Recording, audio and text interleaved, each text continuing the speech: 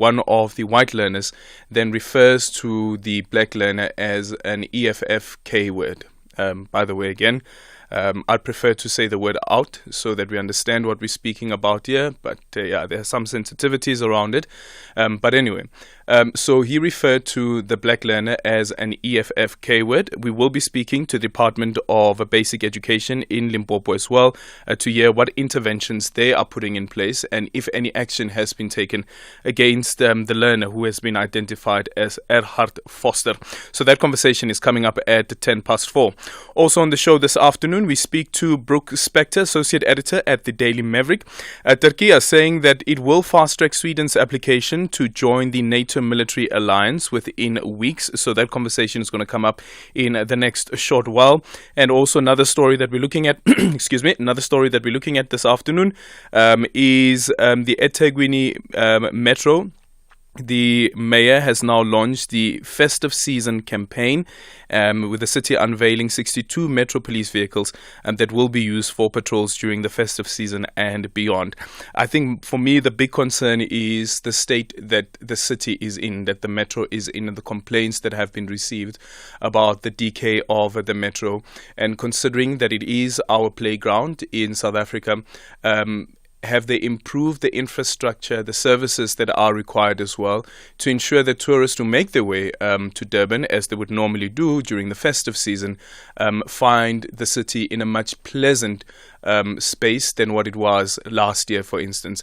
And remember also that there was the breakout of that bacteria last year as well, E. coli. So we'll be speaking to the mayor. He'll be joining us at 4:10. So those are some of the stories that we have on the agenda this afternoon. Anything else that you'd like to place on the agenda on 0614-104-107. You can also drop me an X at Aldrin Sampear, and our studio line is 086 000 2032. The only talk radio afternoon drive show that makes sense. Beyond the Headline with Aldrin Sampear, right here on SAFM. It's 12 minutes after 3 o'clock. Police in KwaZulu-Natal have arrested 8 suspects for the rape of 3 female security officers. The suspects allegedly gained entry inside the Department of Transport's Mere Bank premises, held the security hostage and helped themselves to valuables belonging to the state. Colonel Robert Najunda is the spokesperson for the police in KZN. Colonel, good afternoon. Thank you so much for making time for us. So yesterday when we spoke to your colleague, she indicated that 10 people have been taken in for questioning, and now confirmation that 8 of the people that have been arrested have been positively identified to this particular incident. Tell us about the evidence that you found. Thank you for having us, Adrian. What we have so far, we cannot talk about evidence because that's what we are going to produce in court when the trial begins. But we are pleased that 8 of them were positively identified during an identity parade this morning. So all 3 victims were able to identify the 8 suspects. So we are confident that we've got the right people who committed the crime. Would you be able to share with us where you found these suspects? The suspects were arrested in various locations around near Bank, not far from where the crime was committed, also the nearby townships. So it was not very far from the metro. So, it's safe to say it was around Durban yesterday. Okay, and the equipment that was stolen, what did you find?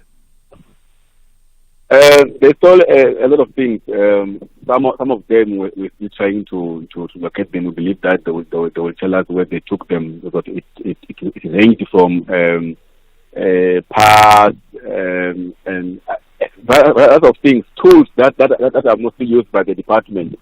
So, because some of the stuff that we found with them, we are not so sure if they were stolen from the depot or somewhere else. So we're trying to identify which equipment belongs where. Yeah. Okay. And then on the allegation relating to the rape of the 3 security officers, I don't know, with the identity parade, were the 3 security officers, now speaking about the women who were allegedly raped, were they also part of that identity parade? Yes, the 3 women who were raped are the ones who positively identified the suspects who were on parade. Because the 2 females are the ones who were violated sexually. So able to, from the onset, identify that all of them were part of the rape ordeal, and because this thing happened repeatedly. Because what we learned is that they took them one by one. So they will take one security officer took chance to rape her, then take the other one. So they were able to identify separately all of the 8 suspects. Yeah. I know it's a bit of a sensitive question here, Colonel, but do you know whether any protection was used? From what we are learning from the women, none whatsoever. None was used. And how are they doing? They are recovering well. The doctors are still working on them both physically and psychologically, so that they will be ready to stand trial, which we believe will begin soon because we've got enough evidence against suspects. Okay. And when are they expected to appear in court? Suspects, 8 of them are appearing tomorrow in the Durban Magistrate Court. Thank you so much for your time. That is the spokesperson for the police in KwaZulu-Natal, Colonel Robert Nechunda, following the alleged rape of the 3 female security officers after the officers of the transport department in KwaZulu-Natal's Merebank premises were ransacked, and some valuables that were stolen as well, while the other male officers were also being held hostage during that whole incident that took place earlier on in the week. 0614-104-107. You can drop me an X at Aldrin Sampear, and our studio line is 086 000 2032. #SAFMBTH. Well, the African Union's 3rd Men's Conference on Positive Masculinity has concluded in South Africa's capital city, Pretoria. The country's president, Cyril Ramaphosa, co-hosted the event with the president of the Comoros and the AU chairperson, Azali Assoumani. Channel Africa's Michael Mbeu has that story.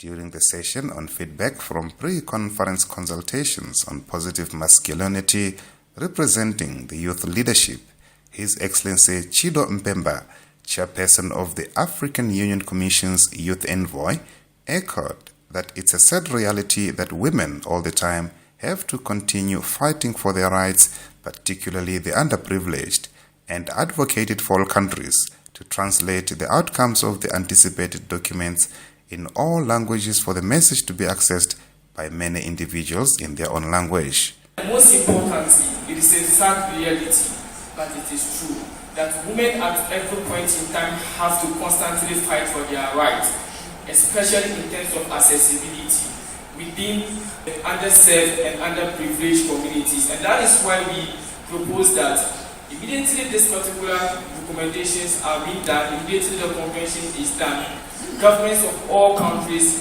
must first of all ratify it as soon as possible, localize it, translate it into all forms of languages so that it will be accessible to the average individual, the average girl, for them to be able to really understand what their rights are and be able to use it. The above cannot be achieved without proper funding. Mpemba emphasized the importance of funding to initiatives that are driving positive masculinity. One, providing funding for its implementation. And I cannot emphasize more the importance of sourcing both domestic and international sources of funding for its implementation, especially with regards to initiatives that are targeted in promoting positive masculinity in ending violence against women and girls.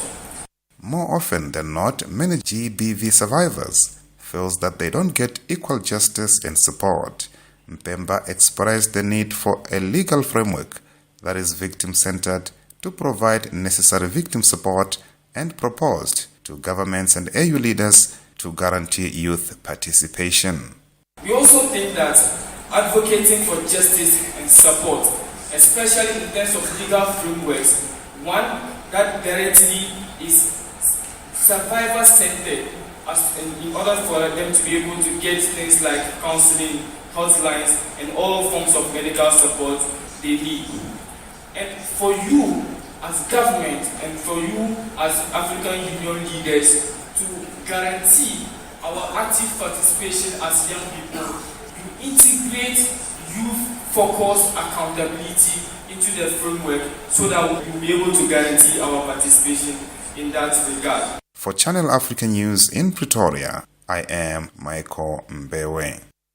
Open the Absa Cash Invest Tracker account and earn the best rates in the market. More than the top 10 money market funds' average returns. Enjoy unmatched advantages at an interest rate of 8.9% per annum. Plus, if you open your account today, you could win your share of 15 million rand in luxury travel experiences for two.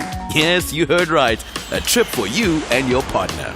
My Bank does that. Open yours today in less than 5 minutes on the banking app at your nearest Absa branch, or consult your private banker or call 0860 111 515. Absa is an authorized FSP and a registered credit provider. T's and C's apply.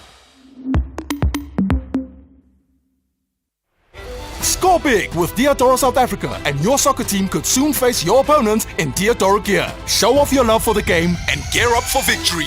Join the competition now for a chance to win a full soccer team kit, a goalkeeper kit, and accessories. All you have to do is follow at Diadora.SouthAfrica on Instagram. Tag your team and teammates in the comment section of our posts.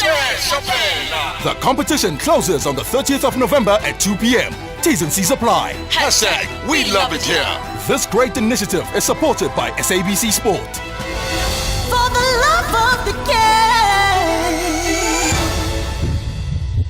This is Aldrin Sampear on Beyond the Headline.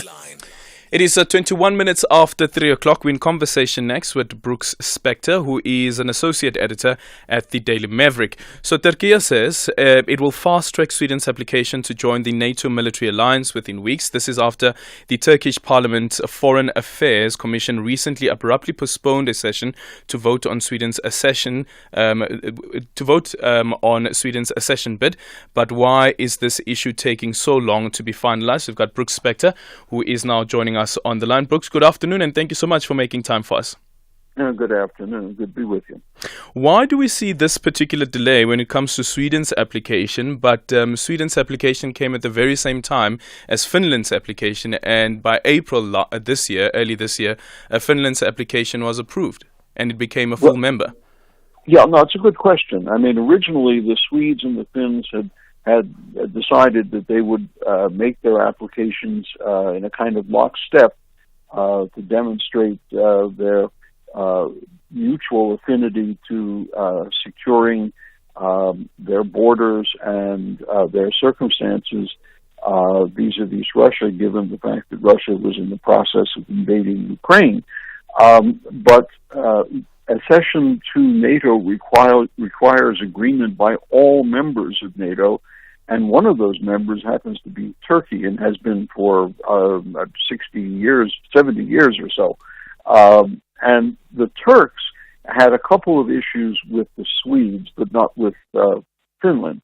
One of them was the Swedes' willingness to allow the PKK, which is a Kurdish nationalist group, to give them allow them to exist in exile in Sweden, and the Turks argued that group was actually a terrorist organization rather than an exile group arguing for greater rights on the part of the Kurds.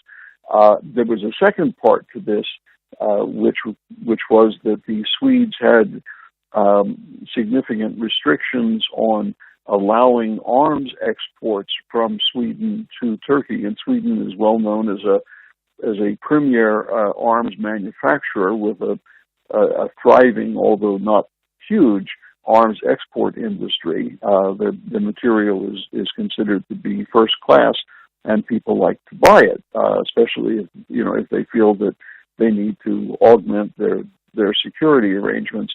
And so both of those were stumbling blocks for Sweden, and the Turks ultimately got something of what they asked for, which was a new law in Sweden making advocacy of terrorism a crime and relaxation of export permits for Swedish manufactured arms. And with that, now the Turks have run out of excuses, and presumably, as the Turkish government says, in the next couple of weeks, they will accede to Sweden's membership within NATO. Originally, NATO was hoping to have this done by the time that there were NATO summits, but that may not happen. Yeah. Now. So does it mean that the concerns that the Turks have now just all of a sudden fall away? Well, it would apparently seem so, that the two things that they were most concerned with have been addressed sufficiently for them to, if not be delighted, to be acceptant.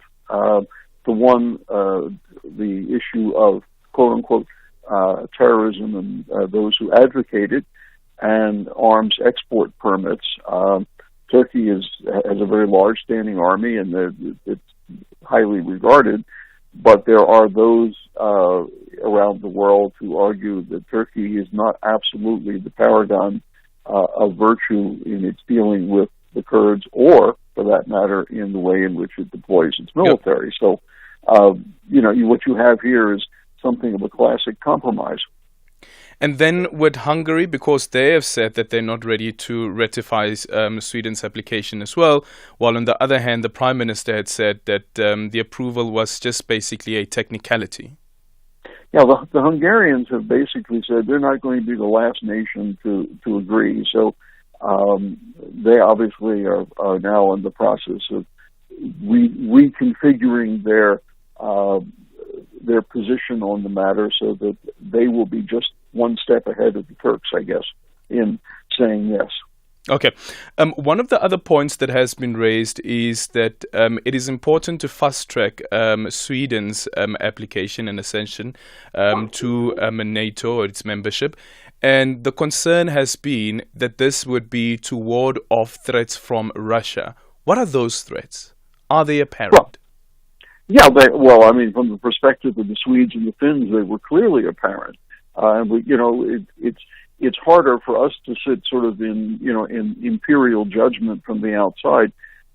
For years and years and years, the Swedes had actively promoted their neutrality in matters of European politics as well as military issues. But in point of fact, they have long been, I don't want to say integrated, but cooperative with NATO military training and methodologies and approaches, so that the interoperability, there's a word for you, the interoperability of the Swedish military with NATO will not be a difficult one.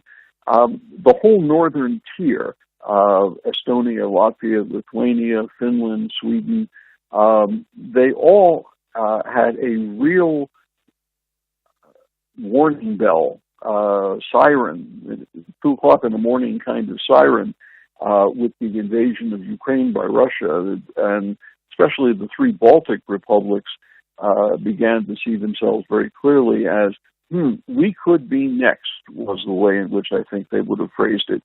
And Swedes obviously are not about to be invaded by the Russians. The Swedes and the Russians really haven't been at war, since 1800 or thereabouts, during the Napoleonic era. Mm-hmm. But the fact that Sweden's neighbors and some significant trading partners and relationship partners did feel that fear has obviously motivated the Swedes. The Finns, on the other hand, have a large standing army. There's national conscription. It's well trained. It's been invaded by the then Soviet Union back during the beginnings of World War II, and after World War II, the Soviet Union enforced the ceding of significant chunks of Finnish territory to Russia. So the Finns very clearly felt themselves right there on the frontier, as if you look at the map, that's exactly where they are. Mm-hmm. Thank you so much for your time. Brooks Spector, the Associate Editor at the Daily Maverick. 0614-104107. You can also drop me an X at Aldrin Sampear, and our studio line is 086-000-2032. One of the other stories that we'll be discussing a bit later on after 4 o'clock at around 4:20 is the conviction of Mdumiseni Zuma, who was sentenced to 12 years in prison for his role in the 2021 July riots after the arrest of former President Jacob Zuma. I don't know if you've seen, there's also this ex from Julius Malema, the leader of the EFF, who said that the reason that Mdumiseni Zuma was convicted was because he didn't have a proper legal representation, didn't have a proper lawyer. And he has now spoken to the leadership of the EFF in KZN to see what they can do. But we will be speaking to Dr. Chris de Kock, who's a crime expert and former head of the Crime Information Analysis Center, who will be joining us at 4:20 for that conversation. And also, what should be the lessons that are learned out of this particular conviction of Mdumiseni Zuma? Remember the tweets that were going out encouraging people to take to the street and to destroy the properties during the unrest? Do you remember those? Where are those people? Where are those people today? And here you have Mdumiseni, who has now been convicted, a security officer. It's 3:30, time for the news headlines. With the headlines at 3:30, I am Dino Modaung. Good afternoon. Presidential spokesperson Vincent Magwenya says there is a likelihood that Cabinet will approve the National Logistics Roadmap at its meeting today. In other news, the ANC has joined hands with other political parties and civil society organizations to mark the International Day of Solidarity for Palestinians in Johannesburg today. And the South African Health Professionals Collaboration supports universal health coverage. However, it says it opposes the NHI bill in its current form. A full update follows at the top of the hour. SAFM, guiding you through the rush hour traffic. And let's see what's happening on the roads with Rob Byrne. Good afternoon. Yeah, very good afternoon. Load shedding in the Bryanston area today until 4 p.m. So William Mandela heading up towards the N1 highway is slow. Some pressure on the N1 from Rivonia heading through towards the Buccleuch interchange. I think there's a breakdown before you get to Buccleuch. Durban side, the N2 jam-packed again. It's pretty much normal these days. It has been absolutely jammed from Inanda Road down through the construction into Spaghetti Junction. It's been like that all day today. There is a bit of pressure coming out of Durban. Looks like roadworks around Felix Clemini, the old Brickfield Road. So if you're heading out from Berea towards Spaghetti Junction, stuck in the backlog, that is what it's for. And just outside Cape Town, here's a really big delay. There's a massive grass fire just east of Krabo. So if you like, it's been between Hook Pass and Krabo. Traffic is being stacked both directions due to the smoke danger. So there's a very heavy backlog. And keep in mind, you can't exit and take Clarence Drive around the coast because Clarence Drive is closed. So big backlogs between Krabo and Botrafia in both directions. Expect to be stacked up there, possibly released, but at this stage stacked both ways. Rob Byrne, SAFM Traffic. This is SAFM Sports with Dumi Nkapele. And what's happening on the pitch, Dumi? Good afternoon. Good afternoon, Aldrin. A lot happening in the world of sports. A very good afternoon to you. Let's start things off with football. Mamelodi Sundowns head coach Rulani Mogoenen says that their mentality remains the same as they prepare to return to domestic duties for the first time in 6 weeks against SuperSport United tonight. The Tshwane rivals are separated by just 1 point in the DStv Premiership standings ahead of their derby clash at the Lucas Masterpieces Moripe Stadium, having seen Cape Town City leapfrog both of them into top spot. And Masandawana trailed the Citizens by a single point in second place with 5 games in hand. I'm happy that we've prepared the stadium for SuperSport United. So we play on a very, very good pitch. When we play on a good pitch, that's one of the conditions you need for a good game. You need 3 conditions for a good game. You need a good team, which is Mamelodi Sundowns. You need a good pitch, which is, I think now at Lucas we have a very, very good pitch. And then you need a good opponent, which is SuperSport United. And so those 3 conditions for sure put us in a space where we expect a very, very good derby. Righty, kickoff is at 7:30. Meanwhile, there'll be a strong representation for the South African Premier Soccer League when the new African Club Association is launched in Egypt tomorrow. Competitively, currently ranked 4th in the latest CAF rankings, they are behind the Egyptian Premier League, Morocco's Botola Pro League, and Algeria's League One. The PSL remains one league in the sub-Saharan Africa, commercially and competitively.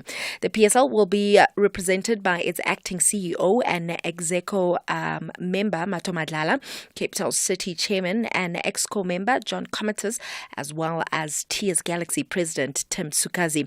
Kaizer Chiefs Marketing Director Jessica Mtaung, who also sits in the CAF and SAFA Women's Committee, will also be in attendance representing the club as well as her continental duties.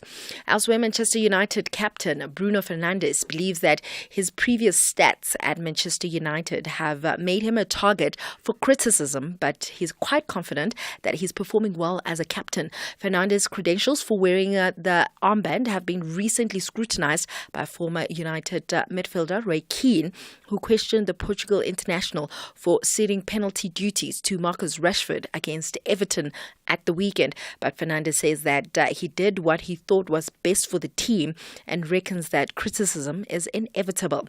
In marathon news, more than 70% of the 23,000 entry cap for next year's Comrades Marathon have been taken up in the first week of the entry process, which opened last Tuesday.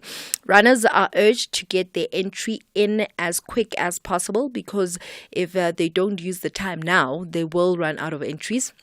South African entries stand on 14,800 people, while more than 1,600 entrants from 67 nations are already signed up for the 49th Up Run.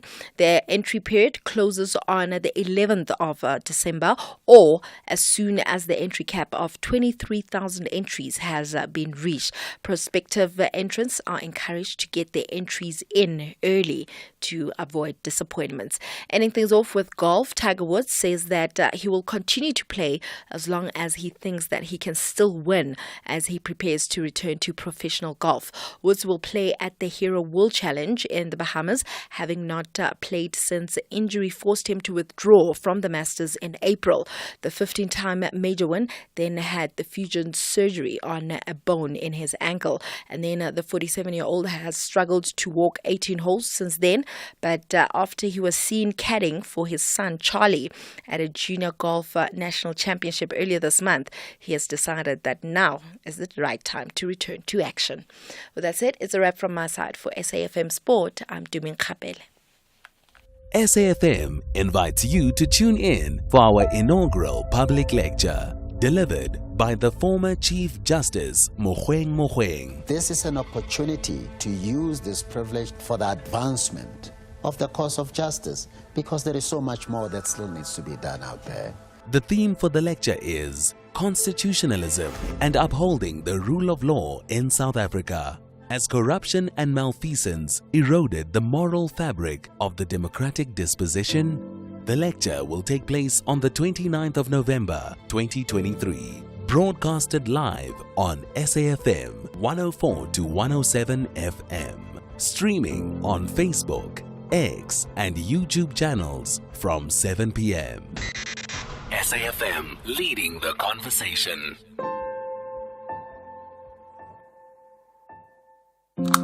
Did you hear that? That's the sound of lights being switched off to reduce the impact of load shedding.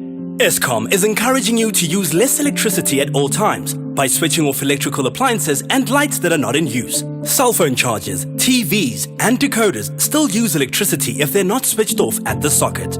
You see, if we all switch off what is not in use, our combined effort could help reduce the impact of load shedding. Let's work together by switching off to reduce load shedding. Have you ever noticed how unique the rugby ball is? You should check out Head High. The rise of junior rugby stars Mana and Tai. Vince is not just their stepfather, he's their coach. Catch the brothers' dream of the black jersey, Head High, every Sunday at 9 p.m. Live on SABC Sport on DTT Channel 4. Also available on SABC Plus and SABCSport.com.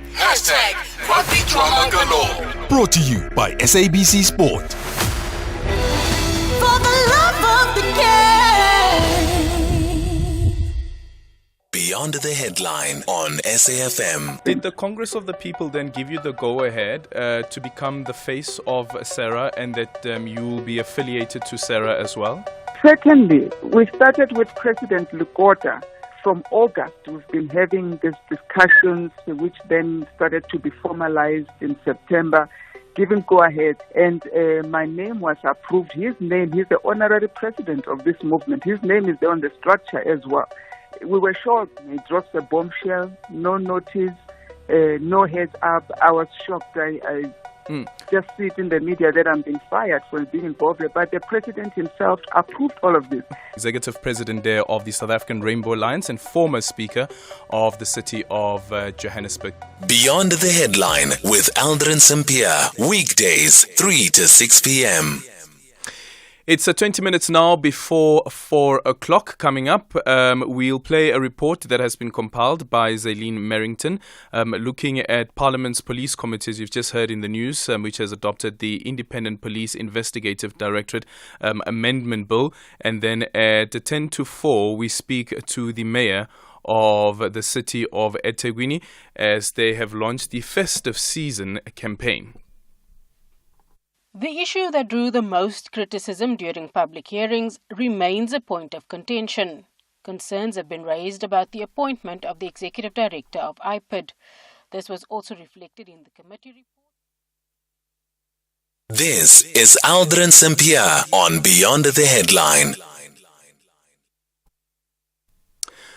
Parliament's Police Committee has adopted the report on the Independent Police Investigative Directorate Amendment Bill. The aim of the bill is to strengthen the independence of the Directorate, which includes the issue of the appointment of its Executive Director.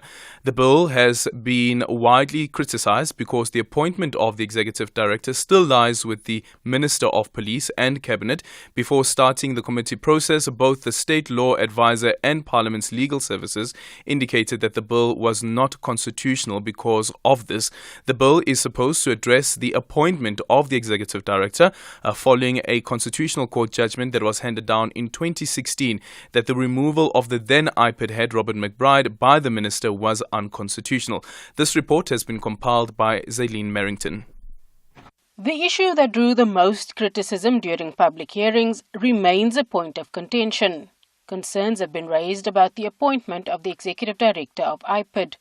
This was also reflected in the committee report as addressed by the Minority View. DAMP Andrew Whitfield explains. The inclusion of Clause 4, which was absent in the original amendment bill but which is present in the Principal Act, is simply retaining the status quo, that Clause 4 insufficiently insulates IPID from independence, that it is inadequate insofar as aligning itself to the sentiments of the Constitutional Court judgment in the McBride matter. And I believe that we may risk producing a piece of legislation that could be taken on review on the basis that it does not adequately deal with independence in that particular, in the respect of the appointment of the Executive Director. The chairperson of the committee, Albert Siabe, says deliberations were fruitful. Whether we were agreeing or not, but finally we arrived at some resolutions.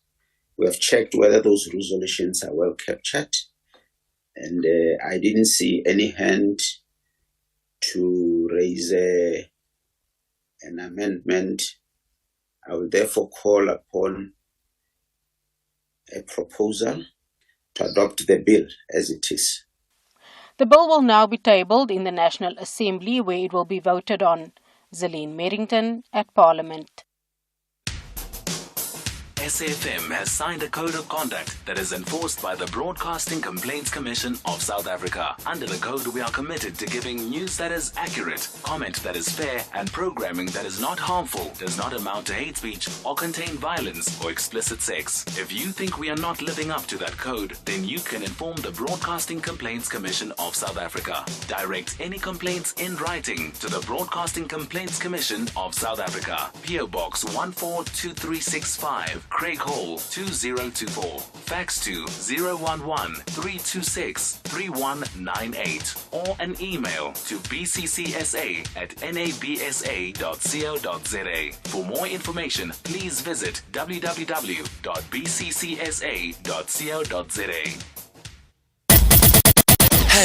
#SAFMBTH. 0614-104-107. You can also drop me an X at Aldrin Sampear, and our studio line is 086-000-2032. So at around 10 to 4, we'll speak to the mayor of the city of eThekwini as we look at the festive season campaign that they've launched. Another story that we want to look at is City Power saying that it will soon start the process of installing solar-powered high-mast lights at some municipalities. This as they try to reduce the impact of load shedding. It is hoped that these interventions will enable the province to be one stage below the national load shedding schedule. Exactly how will this happen? We hope to speak to City Power CEO Chifularo Mashava, who will be speaking to us about this intervention. Anyway, so I'm quickly going to play this clip. We're going to speak about it after 4 o'clock. Of course, we speak to the Department of Basic Education in Limpopo, and then we also will be in conversation with the EFF. And this is on that incident around that learner, Erhard Foster, who had called another black pupil an EFF K-word. Okay.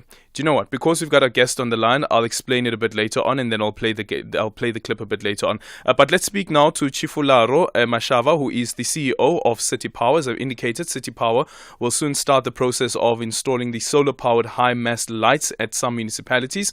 This as they try to reduce the impact of load shedding. It is hoped that these interventions will enable the province to be one stage below the national load shedding schedule, or I guess in this particular case with the city of Gauteng. So we speak to Chifularo Mashava, who is the CEO of City Power. Chifularo, good afternoon, and thank you so much for making time for us. Good afternoon. Thank you for having me. So how exactly will this work, and what sort of power do the mast lights currently take? Okay, so the solar high masts are not necessarily there to reduce a stage of load shedding. It's more about reducing the load on the grid, but it's also about ensuring that the lights are kept on irrespective of load shedding or irrespective of the rampant theft and vandalism that we're going through. Mm-hmm. Okay, so how's this going to work? So as City Power, we're an implementation agent of Gauteng.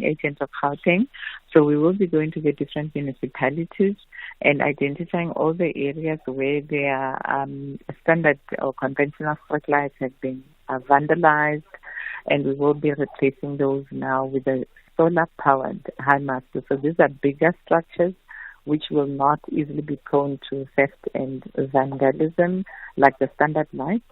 But there are also lights that use solar as opposed to the electricity that we're all getting at the moment from Eskom, which means that the lights will remain on irrespective of load shedding. So for this period, we are going to be installing about 106 of those lights throughout the province. Yeah. And how many lights do we have all across the province, considering also how you find some densely populated areas as well? All right. So if I can just talk about City of Johannesburg, we've got over 200,000 lights. But these are then the standard lights. Now, when you're doing the high mast, you don't have to do as many. So where you've got about 10 of the standard lights, you can easily replace that with just one high mast.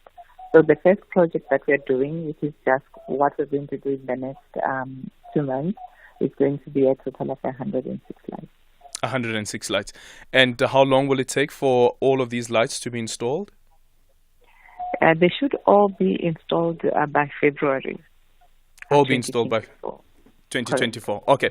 CEO, just another question. So there was the decision that was taken where the city of Joburg, for instance, will take over the load shedding schedule.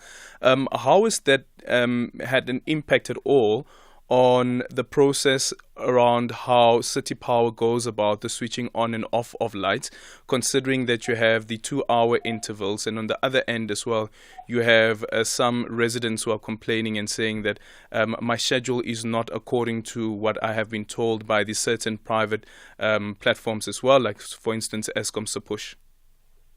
Yes, we do acknowledge the complaints and I think the frustration that a lot of customers felt, and we do apologize for that. But I think for the record, we would like to communicate that the correct schedule is definitely going to be from our website, right?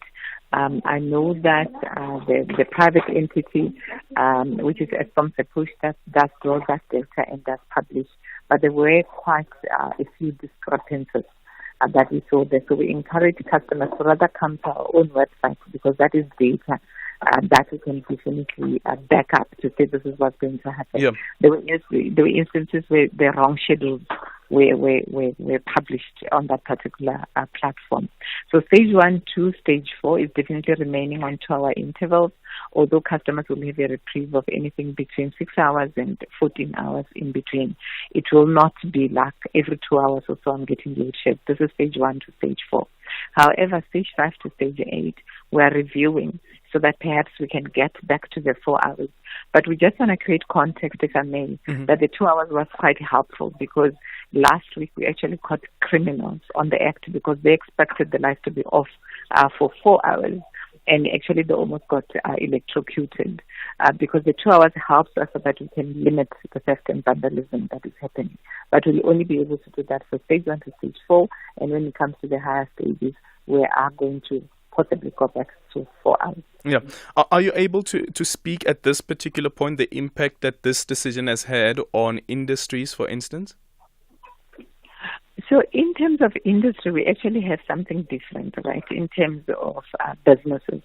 On businesses, we've got what we call a load curtailment agreement, and that's the reason why we took over load shedding from Eskom, so that we can be able to exempt some of those businesses that are downstream on our network. Because when Eskom load shed us, they do it upstream, which means we do not have the latitude to be able to play around and be able to select certain areas and exempt them, which means we can't exempt hospitals, we can't exempt water points, we can't exempt businesses where you can't afford to stop their production. So, but with this process, we were able to do load shedding ourselves. We are able to then exclude those areas, provided we have signed load curtailment agreements with them, which means they can be able to lower their production. So a call from us, we can say we need X number of megawatts. Please lower your production to 80% or to 60%. That is then easier for the business industry as opposed to a total shutdown. Just a quick final question here from one of our listeners. When will clients with solar be able to sell excess power back to the grid? Definitely in our next financial year, which is July 2024, that should be in place. We are just finalizing everything to make sure that we've got the relevant council approval, governance processes from NERSA on the tariff side, council approval, and the billing system issues as well. So we are looking at next financial year so that there's no any loopholes in our processes. Thank you so much for your time. That is the CEO of City Power, Chifularo Mashaba. Rand Water is concerned about the significant increase of water consumption in its areas of supply. The increase in water consumption is putting severe strain on Rand Water's distribution network. To save water, please do not wash your cars with hose pipes. Use buckets. Water your garden with sprinklers between sunset and sunrise. Do not wash your pavements with hose pipes. Use brooms. Repair your leaking taps. Cover your swimming pools to avoid quick evaporation. Shower instead of bathing in a tub. This message is sponsored by Rand Water in partnership with City of Joburg, City of Ekurhuleni, and City of Tshwane. Dressing up is a winning mentality. If you look good, you do good. You feel good too. Big ups to Polo South Africa for making the SABC Sport team look good during the Rugby World Cup France 2023. Class and style on another level. Rolez-vous. Brought to you by SABC Sport. For the love of the game. You are listening to Aldrin Sampear on SAFM. It is 6 minutes now before 4 o'clock. We're in conversation next with the mayor of the city of eThekwini, that is Mxolisi Kaunda, as we look at the festive season campaign that has been launched by the mayor but earlier on, and also looking at some of the plans and interventions that they have for holiday makers. So eThekwini municipality has just launched its festive season campaign. During the launch, the city unveiled 62 new Metro Police vehicles to be used for patrols during the festive season and beyond. This as they expect to receive more than 900,000 visitors this year. For more on this story, we speak to Mxolisi Kaunda, who is the mayor of the eThekwini Metro. Mayor, good afternoon. Thank you so much for making time for us. Speak to us about the safety campaign. Good afternoon, Adrian, and good afternoon to your listeners at home. Indeed, we launched our festive season plan, which entails the level of security measures that we are putting in place, more police visibility, especially in our tourist attraction areas and the crime hotspots that we've identified in our promenade and all places of leisure, including both townships and rural areas, because we have a firm belief and understanding that if we want our holiday to enjoy their stay in Durban, we need to guarantee their safety when they are here with us and our residents. We have also unveiled 62 Metro Police vehicles, which will also enable police to ensure their visibility in different areas in our city. We also unveiled the specialized vehicles for our emergency units, fire and emergency units, so that when there are disasters, they are able to respond swiftly. All that is talking to our concerted efforts, which we started immediate after floods, the rebuilding process, and it is now getting a momentum as we speak. 23 beaches are fully operational in eThekwini. We are making use of both our own scientists and independent scientists to conduct an assessment on the E. coli levels in our beaches, and we are happy that the recent results have indicated that our beaches are ready for those who want to consume them for swimming purposes. So we are more than ready. Our places of leisure, you know that we still have more attractive areas and destinations of choice, including Florida Road, the Devonport area where there are more places of leisure, the Tatwell Drive in Umhlanga. You talk about Hillcrest, Kloof, you talk about townships, Meg's Lifestyle, Makaka, you talk about this Bosiso's place in Inanda, and many other attractions, including what Durban is able to offer to our tourists. Around Inanda Dam, we are offering the boat rides. Around both Silogazi and Octavia Hotel at Etaflane, we are offering the helicopter ride so that you can have a nice view of Inanda Dam and other surrounding areas. So we are indeed ready to host our visitors. So that report, though, Mayor, the Talbot Laboratory report indicated that 6 of Durban's beaches still have high levels of E. coli. And the eThekwini website has said that all 2023 bathing beaches have excellent and acceptable water quality. So which one should we believe? In total, we have 27 beaches. Mm-hmm. In total, and the isolated beaches where we still have challenges, we are working on them. We are dealing with the issues that have been crippling the performance of those beaches. We are working together with Umngeni, Uthugela Water, to deal with our wastewater treatment plants.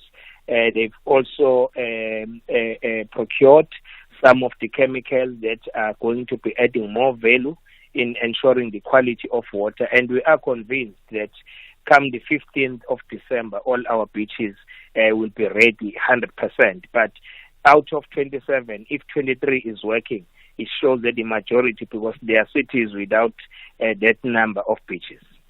There's a text that we got from one of our listeners who said that the issue with Durban is worse conditions than last year. Infrastructure everywhere is collapsing. The harbour is a cesspool. Equali levels are at alarming high levels. Potholes not repaired for months. Useless municipality can't sort out sewage issues. And this is from Anonymous in Durban. And this has been issues that have been raised before, Mayor. It's nothing new, really. But what is the Mayor's office doing about these? Yes, we acknowledge that rebuilding process of all the damages. If you look at the magnitude of damages we experienced during April floods, they were severe. But there's also a lot that we have achieved in terms of making our own assets work better for the city. So there is still work in progress in other areas. We can't deny that. But it doesn't impact in our beaches. That is why the majority of beaches are working and the equali levels are okay for us to allow people to utilize those beaches.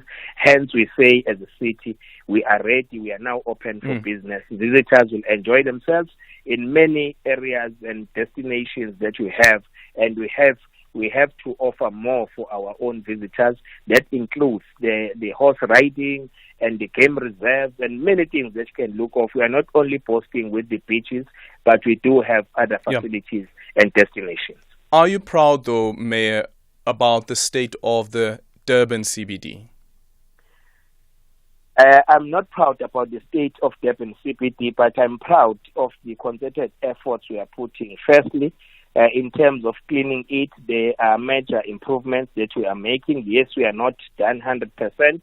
We are also making some inroads in terms of our own intervention on the inner city regeneration plan. That is why we also accept that there are new investors who want to invest in our CBD because they've recognized that there is something we are doing. The law enforcement agencies, Home Affairs, SARS, Customs Unit, we've been all over shutting down the illegal operation.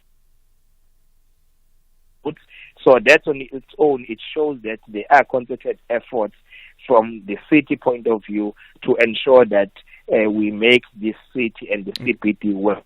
Thank you so much for your time. Xolisi Kaunda, the mayor there of eThekwini Metro. Do you agree? Have things changed for you if you live in the CBD of Durban or around the eThekwini Metro? Have things really changed from your perspective? 0614-104-107, and you can drop me an X at Aldrin Sampear. It's a minute after 4 o'clock. Time for the news with Dineo Mutaung. Independent and impartial. This is SAFM News. Thank you, Aldrin. Top stories. Cabinet discussing rail and port crisis and International Day of Solidarity for Palestinians commemorated. Good afternoon. Presidential spokesperson Vincent Magwenya says there's a likelihood that Cabinet will approve the National Logistics Roadmap at its meeting today.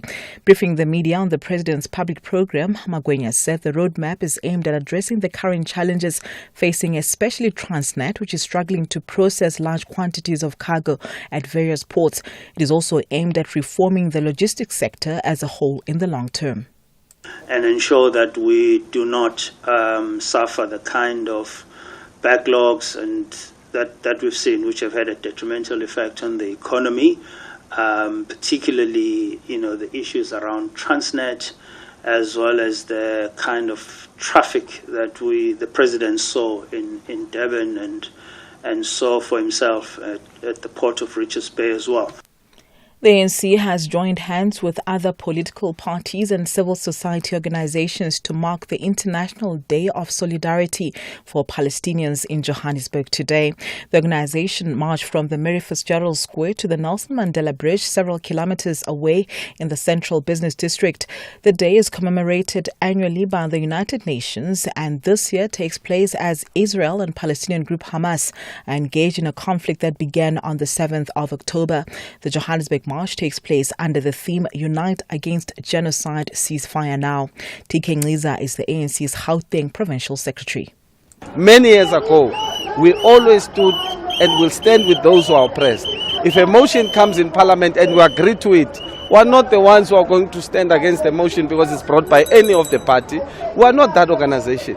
We're an organization that believes in people must be free, people must be able to express themselves, there must be freedom. We stand with the oppressed. So we commend all the political parties who are here. As long as this will benefit the people of Palestine, we don't believe in unnecessary divisions. And in other news, founder and chairperson of the Motsepe Foundation, Dr. Petrus Motsepe, says no citizen deserves to suffer as a result of the rising cost of living and increase in poverty levels that continue to ravage rural and township communities. The foundation, in conjunction with the African Rainbow Minerals, held its annual gifts allocation ceremony in Sandton, north of Johannesburg. Motsepe says the foundation has a huge obligation to double its efforts to fight poverty, but corruption remains a challenge. It's not about the money. The challenges of our country are enormous. And as if the challenges are not enough, we've got millions of people who are unemployed, we've got problems of load shedding and serious problems of corruption. If we look at the failures, the weaknesses and the problems, there are many of them, and we've got to deal with them. Moving to the Western Cape, Cape Town Mayor Jordan Hill-Lewis says water reuse is a critical part of the city's new water resilience program. Hill-Lewis was speaking at an international water reuse conversation underway in the city, where international mayors with similar water programs have been invited to share their experiences. Hill-Lewis says the drought of 2018 in the Western Cape, which saw the city approaching day zero when taps would have run dry, was a valuable lesson to seek more water resources for the city. The idea was to bring together those cities who are already leading in this technology around the world to come and have a conversation about it with the city of Cape Town and indeed with the residents of Cape Town to say this is normal, this is used everywhere around the world, this is our water future here in Cape Town as well if we want to protect ourselves against future day zeros. And lastly, a British-Nigerian man has confessed in a U.S. court to defrauding and stealing more than $6 million over 7 years. Idris Mustapha was part of a hacking ring that infiltrated email and brokerage accounts of U.S. firms between 2011 and 2018. Mustapha pleaded guilty at a court in Brooklyn, New York, to charges of computer intrusion, securities fraud, wire fraud, and access device fraud. He has not yet been sentenced. Recapping the top story, presidential spokesperson Vincent Magwenya says there's a likelihood that Cabinet will approve the National Logistics Roadmap in its meeting today. Headlines at 4:30 for SAFM News. I'm Dinomo Daung. In your sports this hour, Namibia qualified for the 2024 Men's T20 World Cup. Storm is eager for Springboks' return, but time management quite key. And Tiger says that his ankle is pain-free as he prepares to return to golf. More details at 4:30. SAFM, guiding you through the rush hour traffic. Good afternoon. Some heavy traffic on the M1, Stunning Hill down towards the Malabongwe exit at Randburg. Also a collision on the N3 north at Heldenay. So coming up passing Cement Factory, that is very slow. Pretoria, Montana, getting a dose of load shedding. It's a outage there until 6 p.m. So expect some delays coming off the highway, either turning into Montana or down towards the Moloto Road. Heavy traffic northern parts of KZN. This is the M2. We think it's probably related to truck volumes, but it's all backed up both directions in Seleni area. So between Mpangeni and Seleni, big queues both ways through there. And Cape Town, if you're driving out on the N2 or coming in, there's a major fire just east of Krabo. So if you like, between Hohook Pass and Krabo, traffic's being stopped, stacked. You might be able to get through under sort of controlled measures, but just a heads up, there's some very heavy backlogging going on there east of Krabo. You might want to do the run up to Villiers-Dorp and then back down to sort of the N2 of Botrivier. It's a long way to travel, but you'll be keeping yourself moving. Of course, Clarence Drive remains closed, so no throughway that way. So big queues just east of Krabo. Villiers-Dorp could come into play for your alternative. Rob Byrne, SAFM Traffic. Buying a new TV? You'll need a paid-up TV license. Need to check your balance? No sweat at all. You just SMS your ID or TV license account number to 44210 for fast, effective balance inquiries. Secure your legal viewing fast and simple. Standard SMS rates will be charged. Terms and conditions apply. TV licenses. Pay yours. Make a difference. SV Darmstadt and FC Köln are both faced with the same dilemma. They are navigating a path to relocate from the uncomfortable zone. The Lilies want to impress home fans, but the Billy Goats believe they can shine away from home. This is the Bundesliga. Football as it's meant to be. Catch the glittering clash between SV Darmstadt and FC Köln this Friday, 1 December at 9:30 p.m. Live on SABC Sport on DTT Channel 4. Also available on SABC Plus and SABCSport.com. Hashtag We Love It Here. Brought to you by SABC Sport. For the love of the game.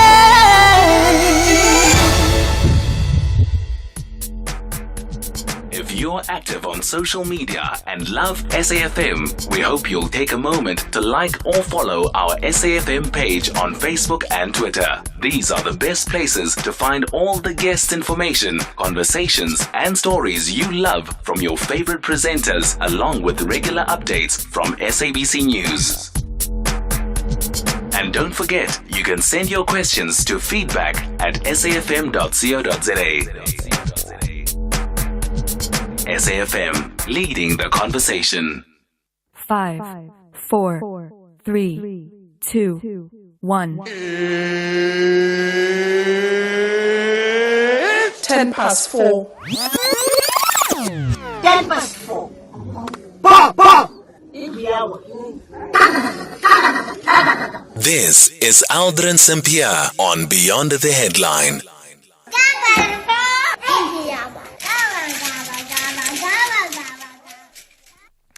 10 past 4, coming up on the show in this hour, we're in conversation with the Department of Basic Education in Limpopo, as well as the EFF in Limpopo, and this is following an incident relating to a student from Hoërskool Ben Foster, that is Erhard Foster. You may have seen a TikTok video doing the rounds on social media where Erhard Foster, alongside another white learner, speaks to a black learner and then refers to the black learner, or the black person, a young boy as well, on this TikTok live video as an EFF K-word. So the EFF marched to the school today, and they also met with the management of the school. So we'll hear from them what exactly the management had to say. There is a statement that has been issued by the SGB, and the SGB says that the student, Erhard Foster, is remorseful for what he did.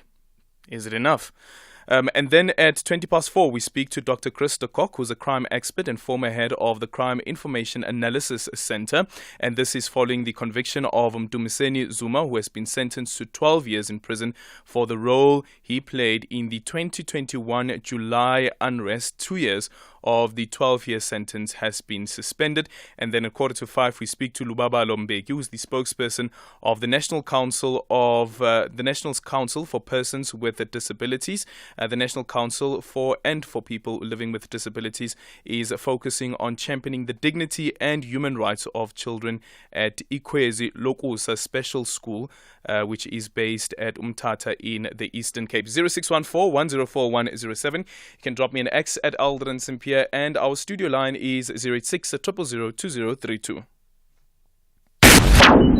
The only talk radio afternoon drive show that makes sense. Beyond the Headline with Aldrin Sampear, right here on SAFM. Good afternoon, Alvin and your listeners. I just heard the Mayor of Durban, but I just want to give you a picture of what happened every morning outside Addington Children's Hospital, which is on the beach. There's plus minus 100 vagrants sleeping on the sidewalk, who when they wake up, walk across the promenade and go and defecate in the sand dunes. Even if you pass these sand dunes, you will smell it. Thereafter, on their trip, they go to the showers reserved for the swimmers.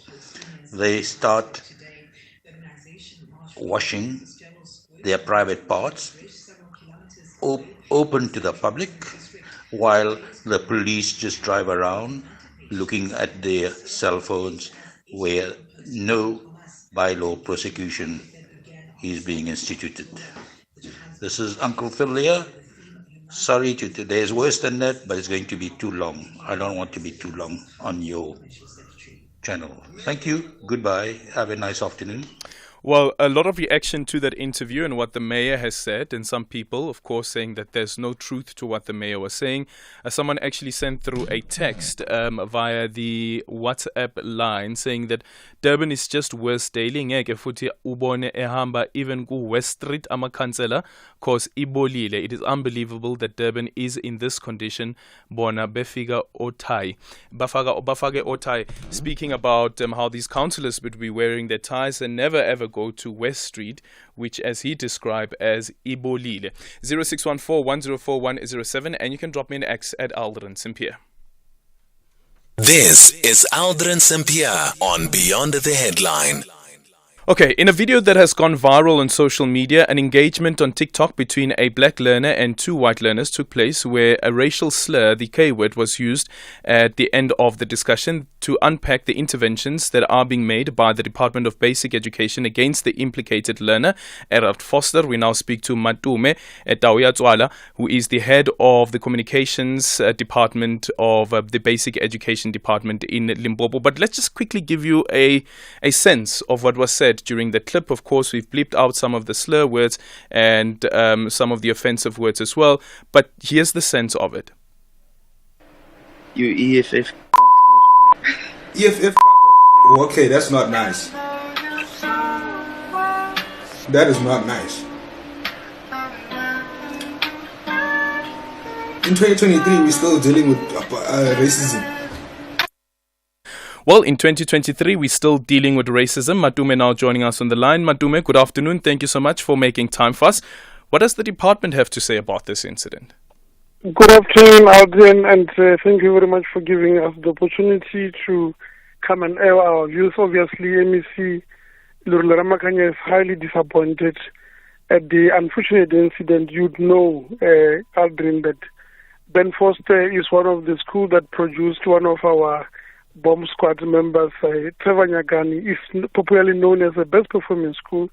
So this unfortunate incident really is taking us back a step forward, backward. But I must hasten to clarify, Aldrin, that the black guy is not a student or a learner at Ben Foster. He's a social media activist called Sunavile, who was just on a platform where everybody can just randomly, if you are live, you are able to get anybody who can come in and interrupt and say something to you. So in this instance, yes, the young Foster is seen with a female adult. I'm not sure if it's the mother. Hailing such a slur words, which are unfortunate. But we must also hasten to commend the SGB for acting swiftly. As a department, we are receiving the reports on what really happened, and we'll give them a chance to take corrective measures against the young Foster. Though the incident took time, took place at in the evening, it was not during school hours, and it was not even at the school premises. But however, whatever that is has happened is unfortunate, and we really want to condemn what really happened. Yeah, it is unfortunate what had happened, but it happened, and this was live on TikTok. What sort of interventions do you think are required when incidents of this nature happens? And also, do you think that the school is doing enough? Because we've now also seen that there have been other complaints against the school, some dating back as 2022 as well, with regards to racism that takes place at the school. Aldrin, looking at the young chap, he was probably born into the 2000s. Possibilities of him being there when the K word was declared a hate speech was not there. So the responsibility goes to us as parents to, even though it is good to take through our kids through what has happened in the past, but it's also important to take responsibility in teaching them what is wrong and what is right, and what, especially on what is really illegal, because you can see on the video that the young man knew what he was talking about. It means that it's not something that he was taught at school. It's something that he would have learned in the community where he lives, that when you want to undermine black people, you need to use this word. And that should really call us as parents to really start taking responsibility for our kids. But also the school has to look at their statement. They are saying that they will undertake certain programs that will really take through rehabilitating our learners, but importantly to make them aware of certain cultures that may be offensive to other fellow learners or students. Yeah. So as much as this incident happened outside of schooling hours, but this is of course a pupil who is enrolled with Ben Foster High School, is there any action though that should be taken against him? In the statement that has been released by the SGB, they say that the learner has shown remorse and realizes that his behavior was unacceptable. Looking at the statement as well, they are saying they're going to take action, though they are, as you look at it, they will say it's not always a punishment but a corrective one. We will observe as the department. If we are satisfied, the MEC surely will intervene if she's not satisfied with the kind of action, because really it speaks to me and you as black people, Aldrin, this kind of things, and we need to make an example. But as I said, he would have not been there when those two ladies that were trolled and arrested for saying the keyword were arrested during that time. He's just a minor who needs to be really taught what is wrong and what is right. But of importance, I think you and I need to address our parents, the guardians, parents, to say, really, as you teach your learners or your kids on the history of our country, do it responsibly, but tell them in full so that they don't do things that may regret them later, because eventually Mr. Sonavile can open a case or a criminal case, and that might put the young chap in danger. Yeah. Will the department at all look into, for instance, the allegations that have been made against the school as well? Like I'm referring to you, for instance, on the schoolparrot.co.za, one person writing a review about the school says that the school itself, we all know, is racist. All these schools are. Teachers calling us monkeys and hoping we go back to the jungle. Yes, teachers said that. Obviously, MEC has requested a full-scale report, including all the allegations as mentioned on that site, to go deeper into the issue, so that the good reputation that we know of Ben Foster is not ruined in an unfortunate incident that has happened. But with the department, particularly the MEC, has called for a full report, and as you can see, the school is saying they are talking to us. We are getting reports in rips and that to really get to understand. But we are also saying that any incidents that are happening should not wait for this kind of unfortunate incident to happen. Report them to us immediately so that we can deal with them immediately. Okay, thank you so much for your time. That is the spokesperson for the Department of Education in Limpopo, Matume Tauya. Speaking about this particular incident, we are hoping to speak to the EFF. Unfortunately, we can't get a hold of them, but they did march to the school earlier on today, and according to the Twitter feed, they did have a meeting with the school management. Would love to hear from their side at least what the school had to say to them about this particular incident, and if they have heard any other allegations in relation to the school being complicit when it comes to racism. A quick ax here from Nobuntu says, the fact that the school is high performing, does that excuse the racist? The fact that the black young man was not part of the school, does that excuse the racist? This person from the education is not helping. In my perspective, he is excusing the school, or excusing the racist. 0614-104107. You can also drop me an X at Aldrin Sampear, and our studio line is 086-000-2032.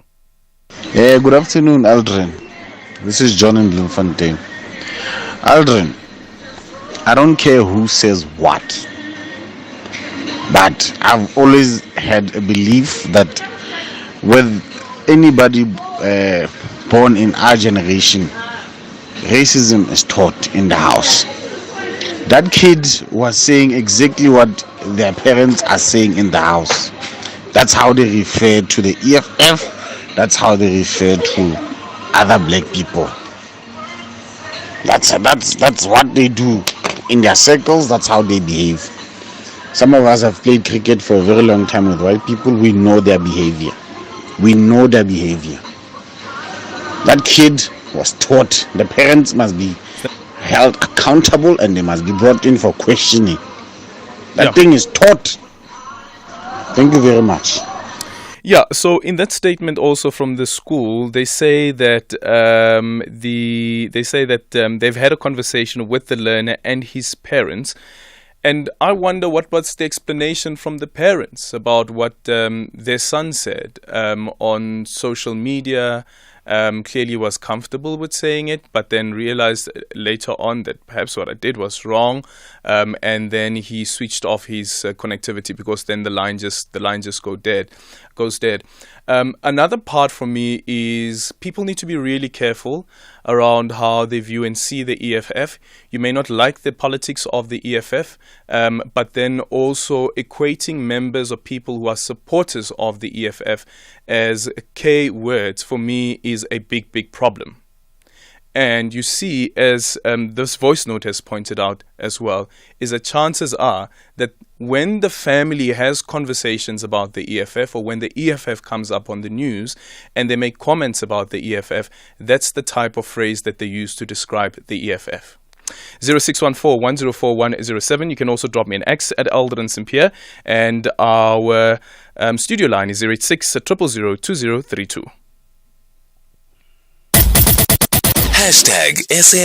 #SAFMBTH. It's 25 minutes after 4 o'clock. We're in conversation next with Dr. Chris de Kock, who's a crime expert and former head of the Crime Information Analysis Center. Mdumiseni Zuma was sentenced to 12 years in prison for his role in the 2021 July riots after the arrest of former President Jacob Zuma. The civil unrest led to over 50 billion rand in infrastructure damage due to the looting of shops. Mdumiseni Zuma is part of a group of 60 alleged instigators who have been convicted for violence in KwaZulu-Natal and in Gauteng. To unpack the implications of the sentencing for economic sabotage and the message it sends to the public, we are joined by Dr. Chris de Kock, who is a crime expert and former head of the Crime Information Analysis Center. Dr. de Kock, thank you so much for making time for us. What do you make of this conviction and also its relation to, quote, economic sabotage? First, I want to say good afternoon and good afternoon to the listeners. No, I feel this is this will send a signal. It could have even be more because this was a very serious incident, the July 2021 riots, which was started by remarks of this person as well as others, and it led to more than 350 people dead. And it also a lot of damage to infrastructure. The figures that are given is 50 billion, and also 150,000 jobs lost. Now that's a massive impact on the country, and I think appropriate punishment should be given.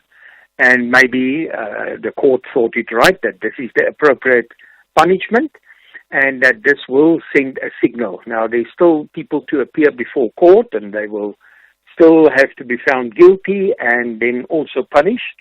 Hopefully, all of this will at least send a signal that don't do this type of thing. I mean, the country can't afford this. Is there not a difficulty, though, with saying that on one end you are an instigator and you are calling on people to commit a crime, but on the other end, it can't really be proven directly that because of that video that you've recorded and call on people to loot and to destroy property, that indeed they did that because you are the one who sent that video? Yeah, well, that's difficult to prove, but the fact of the matter is it was highly irresponsible for people to set this kind of riots, this looting spree, to start that. I mean, it's very difficult to say, okay, this specific video or clip triggered the violence, but something must have triggered the violence, and the fact that people said things like, over the social media that they must burn down malls and this kind of thing, I think it's enough proof for me personally. It's enough proof. Actually, you must understand, crowd dynamics. Mm. If people think, well, yes, some people are telling us to burn down malls because of Mr. Zuma's detention, and some people start to do this, to loot malls, then it creates an atmosphere of, well, I must also go and do it. This thing becomes uncontrollable. It's not like a protest action. If it's a protest action, there's all kinds of, you have to give notice that we're going to march from point A to point B. The police will plan accordingly, and you can have control over that. The police are actually trained to work with crowds. Yeah. But in this situation, the crowds they couldn't control them. So it was like a wildfire. So if Mdumiseni Zuma is convicted for instigating the riot, do we know why, for instance, the NPA or the police have not arrested Duduzile Zuma because she was also instigating during the July unrest? That I don't know. That I can't answer. Do you think that a case should be brought against her? I think so. Okay. I think cases should be brought to anybody that instigated or that made a call to the public or to the people to burn down malls. I mean, we should not make a difference between person X and person Y. Thank you so much for your time. That is Dr. Chris de Kock, who's a crime expert and also the former head of the Crime Information Analysis Center. It's 4:30, time for the news headlines. Thank you. Good afternoon. Let's take a look at the headlines at 4:30. Presidential spokesperson Vincent Magwenya has sought to assure those who are concerned about the constitutionality of the National Health Insurance Bill that the president will not merely rubber stamp the work done by Parliament.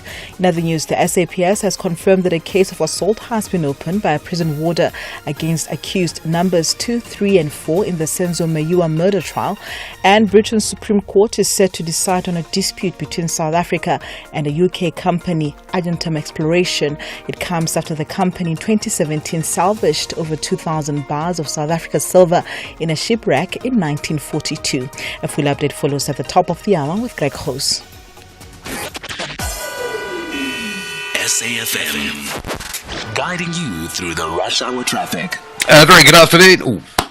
It's fine. there was a crash. There was a crash. I'm really quick out of the blocks, aren't I? I'd be good as 21 south from Monument Park is heavy. There's some load shedding around that Erasmus Kloof Monument Park area, and when they load shed at peak PM times, if you're on that 21 coming from Fountain Circle, it really does get very busy. Jetbags Mike 1 from Parktown in towards Boysons, that is heavy, and there's quite a backlog on the N3 today from Heldnays up through Galulis for links onto the N12 and R24 East. When we last touched base, we reported some heavy traffic around the N2 between Richards Bay and Bungeni exit. That's the R34 and Nsaleni, and it still is. We think it's probably truck congestion, but it really is jam-packed through there. The run to and from Pietermaritzburg looking okay. No major problems through the work zone. And Cape Town, here's the big story today. Massive fire beside the N2 east of Grabo. So between Hohook Pass and Grabo, that's where the fire is burning. The smoke is thick and it's very dangerous. So there are some traffic control measures in place. A lot of traffic just being stacked and periodically released, but it's a very heavy backlog. You've got the alternative options from Grabo up to Viliersdorp and then back to the N2 just east of Botterfield. So the long way round, but at least you'll keep yourself moving and avoid that heaviness on the N2 through Grabo. Rob Byrne, SAFM Traffic. This is SAFM Sports with Tuming Kapele. Righty, in your sports this hour, starting off with cricket, Namibia have booked their spot at the 2024 Men's T20 World Cup after guarantee a top 2 finish in African qualifying with a game to spare. The Englands secured a 58 run over Tanzania in Windhoek and sit top of the table with 5 wins from 5 after previous victories against Zimbabwe, Uganda, Rwanda and Kenya. Next year's 20-team tournament in the United States and the West Indies will be Namibia's third consecutive appearance at the T20 World Cup. The side reached the Super 12 stage as first-time qualifiers in the UAE in 2021, but then suffered a first-round group exit in Australia last year. Uganda, Kenya and Zimbabwe remain in contention to secure second spot in the table and join Namibia at the T20 World Cup next year, with Uganda facing East African rivals Kenya today. Then in rugby, while the Stormers are eager to welcome back their Springboks for Saturday's United Rugby Championship match against Zebra in Cape Town, Coach John Dobson believes that managing their minutes is most critical.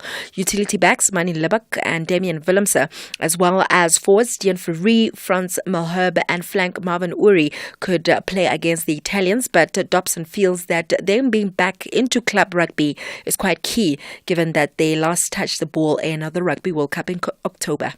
Be careful with just we have to be slightly careful, especially from a game time point of view, and given that they've been off and by all accounts relaxing pretty hard for a while. So I think it's more about, you don't push a Mani Libak through 80 minutes. Is 20 off the bench better, or 40 let him start when you can control, when you sub him? I think they do need to get some rust off. Some Champions League action tonight. It's the second batch of the fixtures on match day 5. Manchester United are away to Galatasaray, and United coach Erik ten Hag says that he's quite confident that his players can handle a hostile atmosphere to beat their opponent in their crucial Group A clash. If they lose, the Reds or the Red Devils will be out of the tournament. Meanwhile, Arsenal welcome RC Lens in the Emirates or at the Emirates Stadium, knowing that if they avoid defeat, they will qualify for the round of 16. In other selected fixtures, Real Madrid hosts Napoli, while Bayern face Copenhagen. Then in golf, Tiger Woods says that he will continue to play as long as he thinks he can still win as he prepares to return to professional golf. Woods will play in the Hero World Challenge in the Bahamas, having not played since injury forced him to withdraw from the Masters in April. The 15-time major winner then had fusion surgery on a bone in his ankle, and he says that he hopes to play one tournament per month in 2024, and that this event will help to determine his schedule for his next season. Ending things off with boxing, as the newly appointed Boxing South Africa board prepares to begin their 3-year tenure next month, Chairperson Sfiso Shongwe is already mulling over how to effectively tackle the organization's leadership crisis, and he believes that the hiring of a permanent CEO is a top priority. I think the first, let's start with the minister, I think reiterated a couple of times, is the CEO's office, getting stability there. I think there's no secret to what has already been stated, but with those other leadership positions which are required in PSA, we need to make sure that people are in a position to feel comfortable with their duties and their ability to then be trusted to discharge those good duties. I think we need, from an administration point of view, a review of maybe certain things that may have happened in the past, and I think we need to just find a way administratively to take the sport forward. So those are, I think, the first few challenges that I think if we can resolve and streamline will make many stakeholders within boxing, especially boxers, managers and licensees, very happy and allow them the opportunity to produce boxing and bring boxing back to people. On that note, it's a wrap from my side. I'll have more in the next hour for SAFM Sport. I'm Tumin Kapele. Economic news on SAFM. Facts and figures you can count on. And it's time for a market update with Makwe Masilela, Chief Investment Officer at Makwe Fund Managers. Makwe, good afternoon. Welcome to the show. Let's look at the Pepcor's yearly results and also Naspers interims. Afternoon to you, Aldrin, and to the listeners. Remember, Pepco, these are your Haifa Corporation, incredible collection guys. They also owns the likes of Bretlos. The guys had a compelling second half performance, and that helped them to make up for the lackluster first half performance that they had. They delivered a solid cash generation, up 15.9%, revenue up 7.7%, and stronger sales performance helped them to gain market share. And then the trading improvement was supported by a 53rd trading week compared to the previous year, and the growth of an expansion accelerated when it comes to Brazil. Performance in fintech was supported by a higher interest rate environment. Profit as headline earnings per share from continuing operations down 8.7%, dividend per share down 12.9%, and urgent disruptions in port operations is negatively affecting stock inflows and may also result in lower back to school stock levels come next year January. And Naspers The guys that are committed to deliver consolidated Proxa's e-commerce profits during the first half of the full year of 2025 and continue the open-ended share repurchase program that is helping when it comes to long-term shareholders and simplify their structure by removing the cross-holding. Revenue up 9%. The greatest contributors they were classified food delivery payments and fintech, and their core headline earnings up 90%, and that was due to the improved profits coming from their e-commerce business and also from Tencent and also higher net interest income. And tell us about local and international market developments. Last night, we had a very influential and previously hawkish voice at the U.S. Central Bank saying that interest rate cuts could begin in a matter of months, provided inflation keeps falling, and that itself was dovish. These comments can easily extend what has been a 2-week rally in stock and bonds around the world since that favorable U.S. inflation report 2 weeks ago, and other market participants are also betting that the Fed will begin lowering rates as soon as Q1 of next year, as they think there's a real risk of a hard landing if the Fed doesn't start cutting rates pretty soon, and the U.S. dollar fell but remained near a 3-month low. That itself lifted the likes of the rand. And talking about the rand, we've seen that the Black Friday sales reflected the tougher economic conditions in South Africa, with consumers prioritizing supermarket specials and online sales.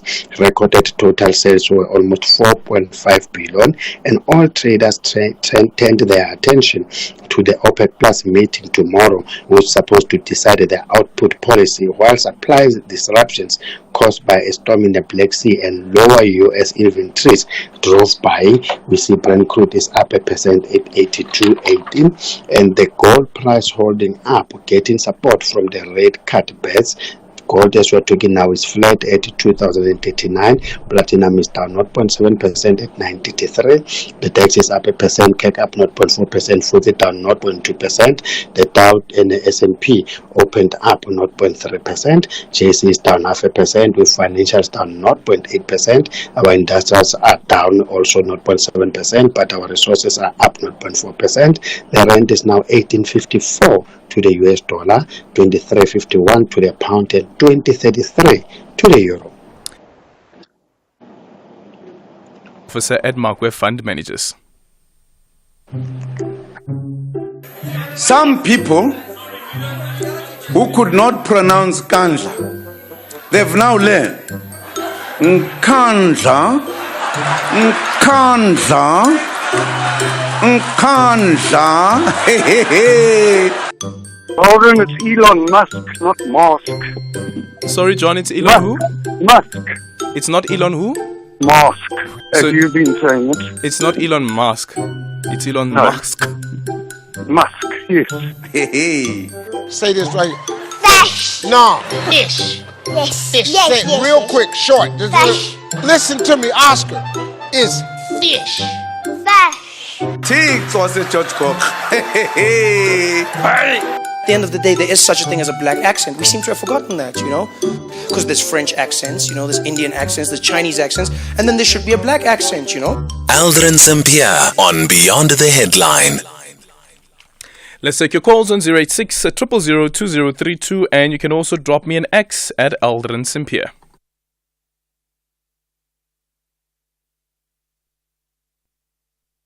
Aldrin and team, this is Bernie from Cape Town.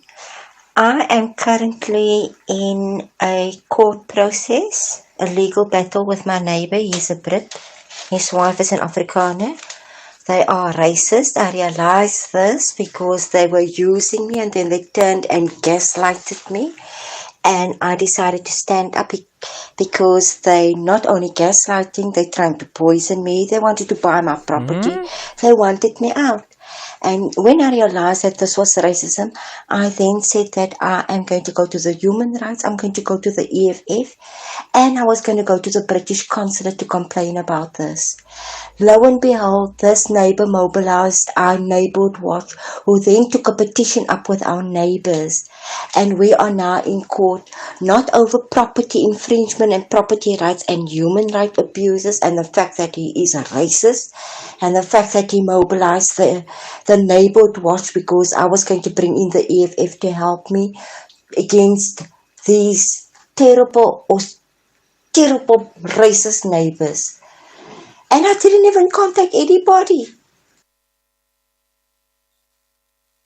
Aldrin, good evening. You're wasting your time talking to that mayor because what they don't understand, and that's right across the board in Durban, I'm talking ANC, is that if there's 100 things wrong and they fix 2, they're making progress. Doesn't matter if it slips back to 100 tomorrow. They made progress because they did 2 yesterday.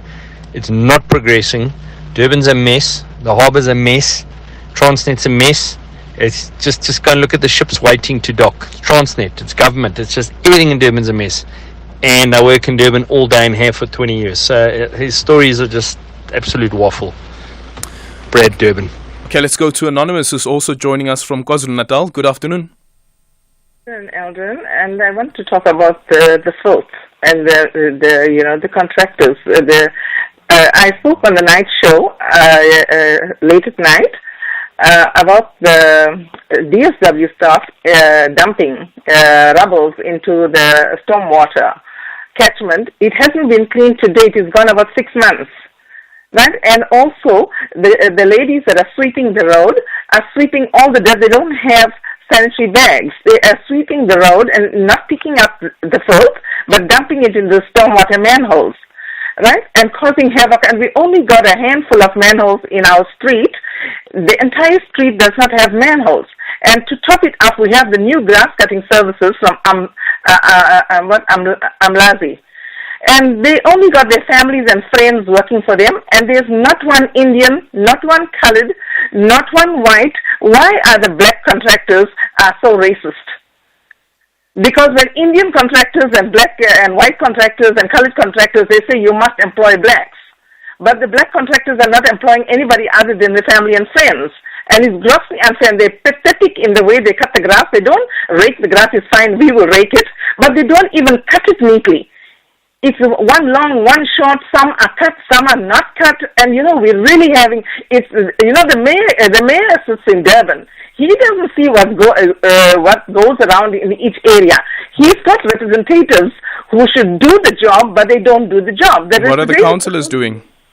Yes, the council is supposed to go around and check whether the grass is cut properly before they've been paid. And we're just having endless problems with filth around the area.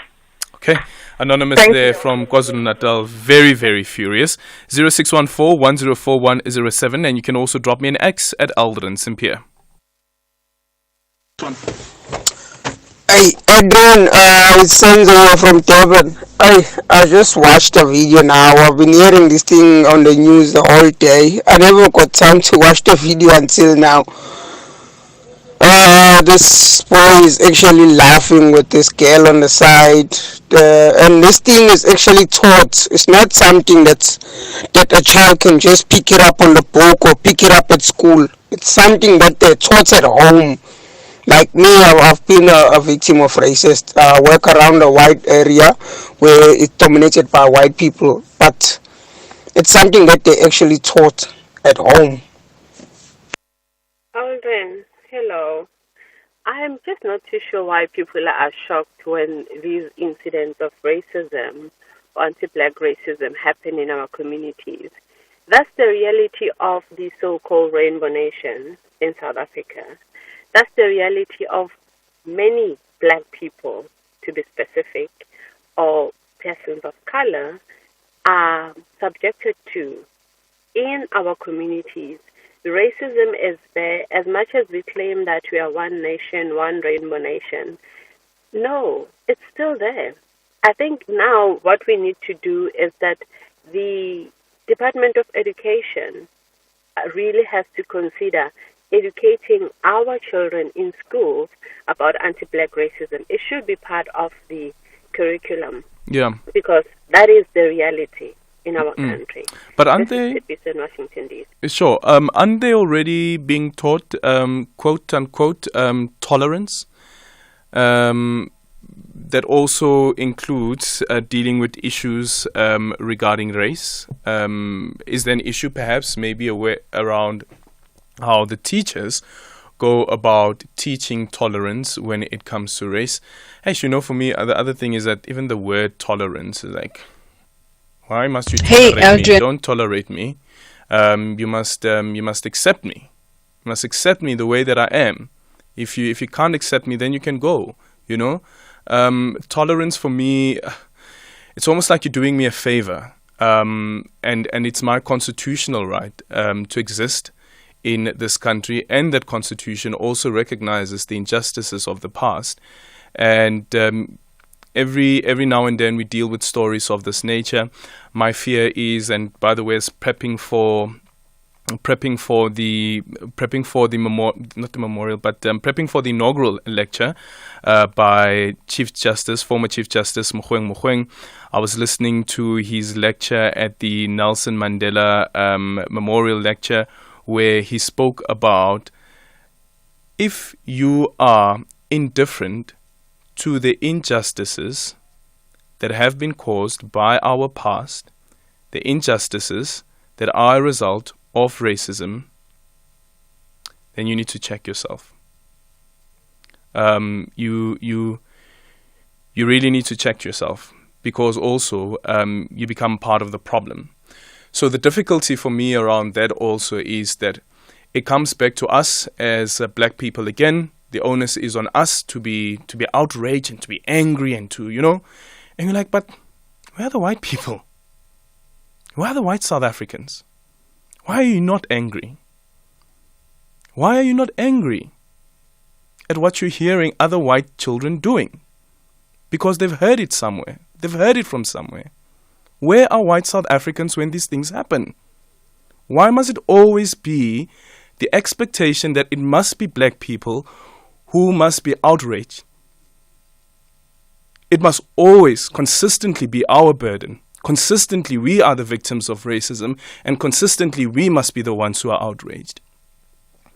And yet you're going to come and tell me that, this is our beautiful country, love this country, love this country. But you will find white people who are going to complain about the state of the country, which is being led by a black government. You will find them do that. But where are those voices when it comes to racism? Not once since we've started speaking about this story have I heard a white person coming onto the show to condemn that boy. Not once. And it always happens. It always happens this way. 0614-104-107. You can also drop me an X at Aldrin Sampear. Sorry, let's take a quick break. I like to sell it, but want a good price for it. Where can I sell it? I'd like to sell it. I'd like to sell it. I'd like Whoa. You want to sell your car? Yes. Okay. Why do you ask? Well, because we'd like to buy it. We'd like to buy it. We'd like to buy it. We'd like to buy it. You want to sell it? We want to buy it. We buy cars. The best way to sell your car by far. Dressing up is a winning mentality. If you look good, you do good. You feel good too. Big ups to Polo South Africa for making the SABC Sport team look good during the Rugby World Cup France 2023. Class and style on another level. Rolez-vous. Brought to you by SABC Sport. For the love of the game.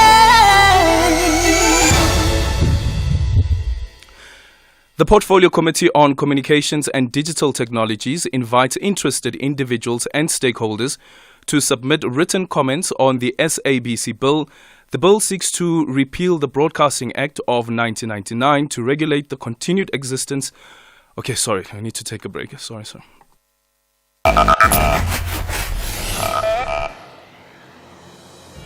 Well, we have surprised a certain somebody. So on Monday, this voice note popped in. Aldrin, I would like to meet you face to face. You have a big fan who is blind in Mpumalanga Bushbuck Ridge. 3 days later. Oh, wow, Aldrin, I can't believe this. I'm so excited. I never thought after my voice note you would just pop in, you call and say you are coming, and here you are. I wish I can say, get out of here, but no, we have to broadcast. also a visually impaired person. Aldrin, you know what, my brother? At the present moment, I don't know how to express my feeling. You and your team going extra mile to give us moral boost, especially us people who are in the blind sector. Like, it's very, very emotional. I don't know what to say right now. All I can say is God bless you. Keep on doing what you do best and your team. I really love you guys. We are coming live from the Tembisa Provincial Hospital. So the reason that we are here is to celebrate International Nurses Day. Aldrin, you did it again. The other day you were broadcasting from under a mango tree. Today it's Nurses Day. You are broadcasting from Tembisa Hospital. Aye, man, kudos to you. Once again. This is Aldrin Sampear on Beyond the Headline.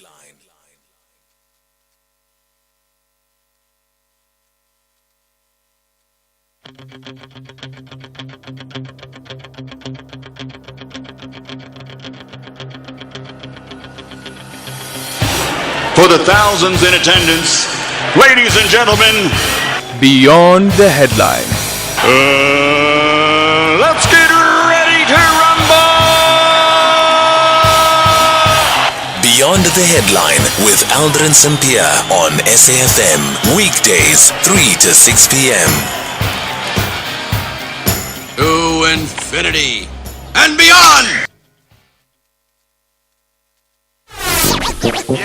Don't miss out on the SAFM Playwriting Competition. To enter, visit safm.co.za. From the menu icon, select Competitions. Click on the SAFM Drama Playwriting Competition. Read the T's and C's of the competition. Check out the competition's Q&A. Fill in the entry form by clicking the link provided. Email your script to drama@safm.co.za. For further information, email drama@safm.co.za. Entries close on the 22nd of January 2024. SAFM, leading the conversation. It is 5 minutes now before 4 o'clock. Apologies for that. Sometimes, just happens where you just get totally overwhelmed by some of the stories that we cover on the show. We're in conversation next with Lubaba Lombeki, who's the spokesperson for the National Council of and for Persons with Disabilities. The Council of and for Persons with Disabilities is currently focusing on championing the dignity and human rights of children at Ikwezi Lokusa Special School, which is based in Umtata in the Eastern Cape. This is after some disturbing reports of neglect and abuse of the children at the facility. The organization is of the view that every child deserves to live in an environment that upholds their dignity and safeguards their human rights. Lubabalo now joining us on the line. Lubabalo, good afternoon, and thank you so much for making time for us. Good afternoon, Aldrin, and good afternoon to your listeners. So tell us about this initiative and what exactly it is that you're trying to achieve here. Our focus is to try and save the future of the children with disabilities, particularly children who are learners at Ikwezi Lokusa. For the background, the school was founded around 1945, if I'm correct, by the Missionaries Church, and it was founded on the basis to cater the education of children with disabilities around the former Transkei and the surrounding areas. The school has been known for a longest time as one of the exemplary special schools around the Eastern Cape. The school has produced people that have been representing the country, such as the late Usis Danele Situ, who was a Paralympian and represented South Africa on the international stages. The school has represented, has produced people in prominent positions in different organizations and in well-established companies across the country. So the history of the school has a very good example and demonstration of how a special school and even any other school should be. But eventually, in the recent years, we have seen Lokusa going down to the drain, and this good record being diminished. And the worst part of that is that the future of the small kids at Lokusa is being gone down. The infrastructure of Lokusa is deteriorating. The facilities are not well maintained. We have seen on various platforms, and there's a broadcast that has been there in the public where children with disabilities have been left alone without any care and even have to change themselves their day. I saw that there was an article actually, Lubabalo, that speaks about how the parents were complaining that that the place is filthy, it's unsanitary, and also sometimes the children, people living with disabilities, have to use the water from the toilet bowls to clean themselves. It is exactly as you say, Aldrin. It's such a very, very, very disturbing situation where children with disability live. And I'm glad that you mentioned that you've heard from the parents themselves, and it's not a made-up story that is coming from nowhere. Yeah. As a matter of fact, tomorrow we are having an engagement with parents as an organization because they are the guardians of the children, and we want to get into detail and facilitate a discussion first with them on what is really happening, what is it that they observe, and also come up with recommendations from them as the parents and guardians of the children. Thank you so much for your time. That is Lubabalo Mbeki, who is the spokesperson for the National Council of Persons and for people living with disabilities. It's 5 o'clock. It's time for the news. Independent and impartial. This is SAFM News.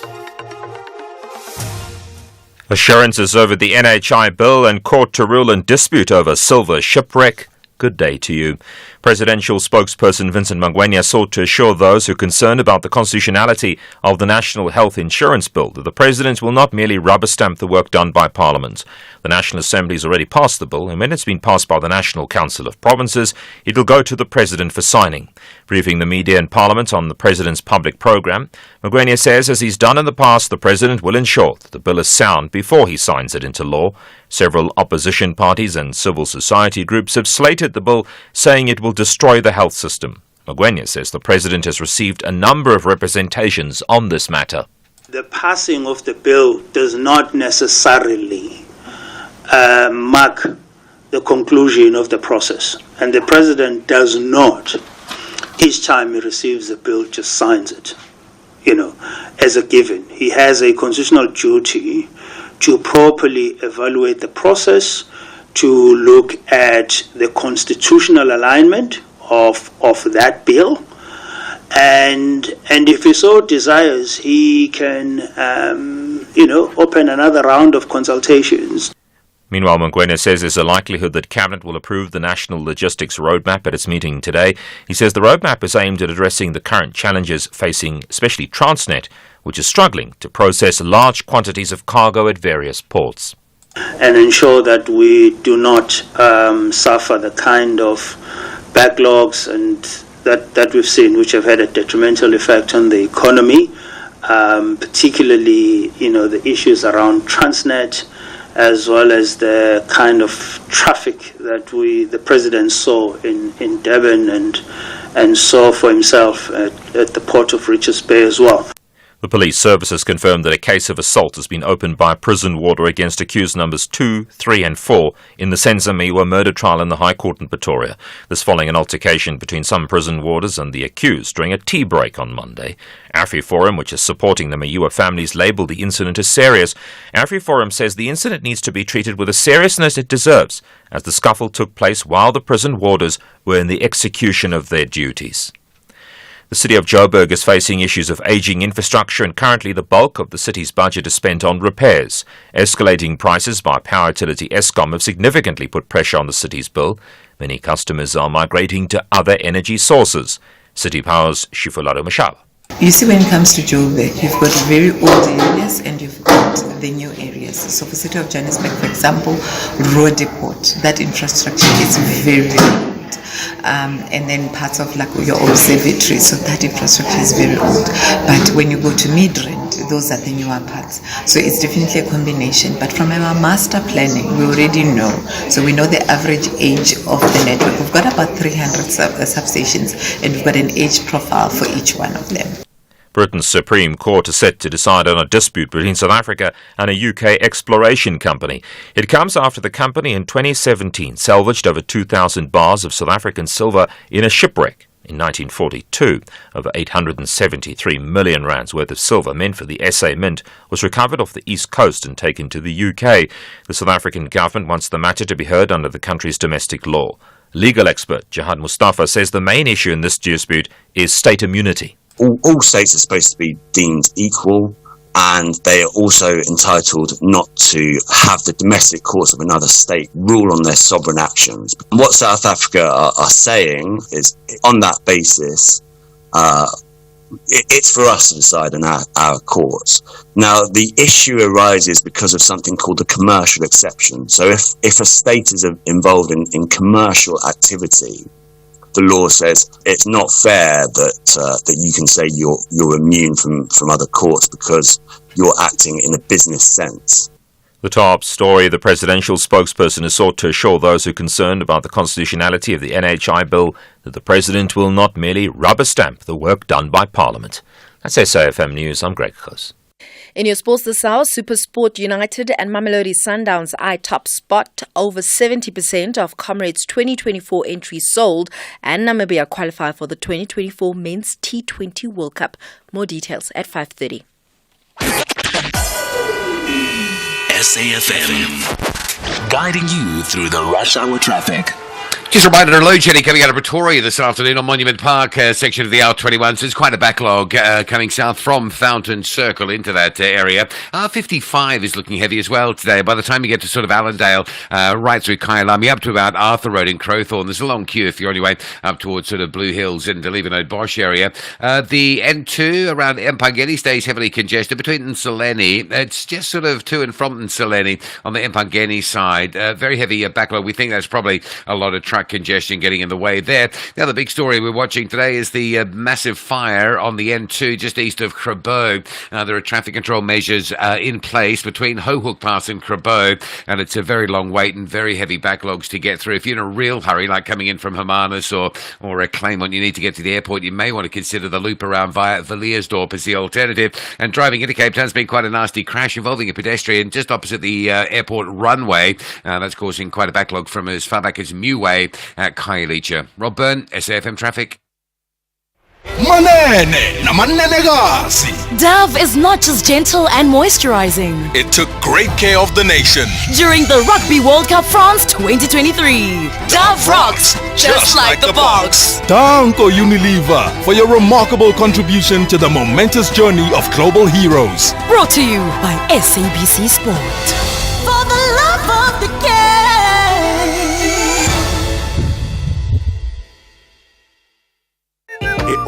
So Sharon at office was telling me the way drip is so expensive these days. She's now waiting for her old clothes to come back into fashion.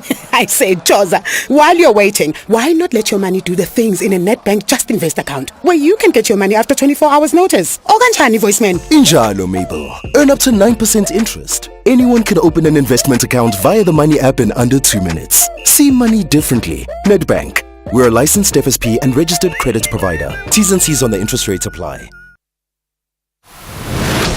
This is the station of the year, SAFM, leading the conversation. Lizosuka nabani na. Lizosuka no Brahma Eli. Walithatha uBrahma Eli wanikeza uStephen Kotas. Ulithathile uStephen Kotas uzalithini nawo wanikeza uKhefi. Khefi linikeza uSakhina Kamendo. Sakhina Kamendo uliphethe uSakhina Kamendo wanikeza uBridget Masinga. Bridget Masinga iphasela kuAldrin Sampear. Aldrin Sampear uzalithini na. Liphakathi. Aldrin Sampear. Oh, Sianbongela. Thank you. Congratulations, SAFM. This is Aldrin Sampear on Beyond the Headline. It is 8 minutes after 5 o'clock. Coming up on the show in this hour, we speak to Michael Atkins, who's an independent election analyst, as we look at the concerns that have been raised around the delay in the Constitutional Court handing down judgment on the Amendment Electoral Act, which is now before the court. Remember that this matter has been taken to the Constitutional Court with regards to concerns that have been raised by the applicants. And remember, it was the Constitutional Court actually that handed down judgment and found that the Electoral Act that we had before the amendment was unconstitutional because it didn't allow individuals, this is now independent candidates, to participate in the general elections, which is now the national as well as the provincial elections. So we'll be speaking to Michael Atkins about this. The IEC has also raised concern around the delay in the judgment because they say it is preventing them from doing some of the work that they need to do in preparation for next year's election. And then at 5:20, we speak to Matsidiso Matole, who is a social worker and a center manager of Tirisano Victim Empowerment Center. The Department of Social Development calling on private sector to support shelters by making funding and infrastructure available to improve places of refuge. 0614-104-107. You can also drop me an X at Aldrin Sampear, and our studio line is 086-000-2032. Good afternoon, Aldrin, and the listeners of BTH. Speaking to William here, Aldrin, I'm tired now. When are we going to have the spokesperson of the Hawks? Because we don't know who's the spokesperson of the Hawks. And then another, when are we going to have an X account for the Hawks? The SAPS cannot talk for the Hawks because we heard that the Hawks are independent.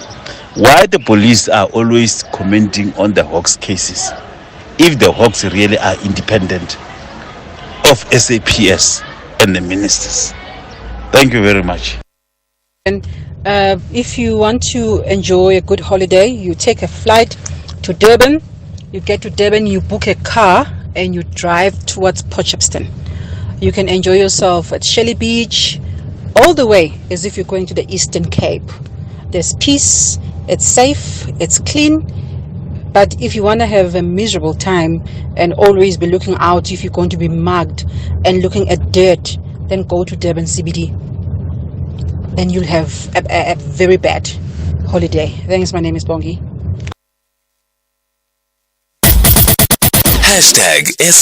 #SAFMBTH.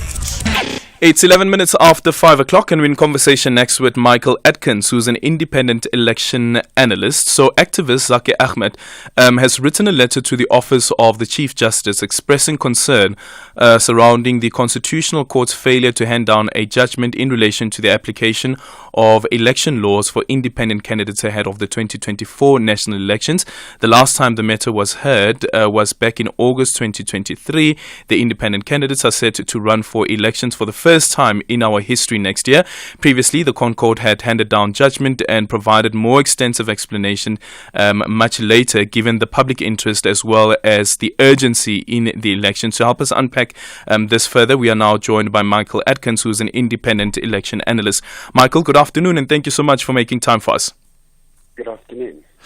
Okay, what do you make around this delay in handing down this judgment? And should we really be blaming the Constitutional Court, or should we say that there was a delay and the delay actually started with how slow the Home Affairs Department was, as well as Parliament, in processing the bill? Look, the court is not taking an excessive time for normal court hearings. We all understand the concern because of preparations for the elections, and the concerns of independent candidates like Mr. Ahmad or of the IEC itself are perfectly understandable. But there is nothing unusual or alarming that the court has taken as long as it has up to now. Mm-hmm. And with this delay, the impact that the delay has, because unfortunately we're also running here against time, because the elections are going to be taking place next year. On the other end as well, the IEC has to prepare for those elections, and the IEC has already said that they are concerned that the judgment hasn't been handed down as yet. Correct. There are two areas or two cases. One affects the seat calculations for the National Assembly and how that affects independent candidates.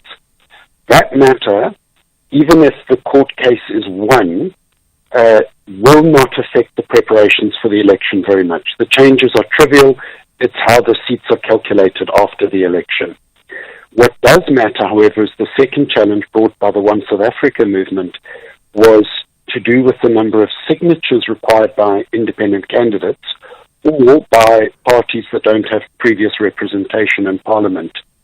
Now, the number of signatures could be dramatically reduced, but this is holding up the publication of a set of regulations for candidates and parties for the gathering of these signatures. So, someone like Mr. Ahmed has said that he has already started gathering signatures, but there's no actual regulation or official forms yet. Now, the IEC is rightly concerned that that process hasn't commenced. However, if it were to be, say, in January, for example, and I have no way of knowing, then there wouldn't be a crisis at that point. If it were to go beyond that, then we would be in great difficulty. Yeah.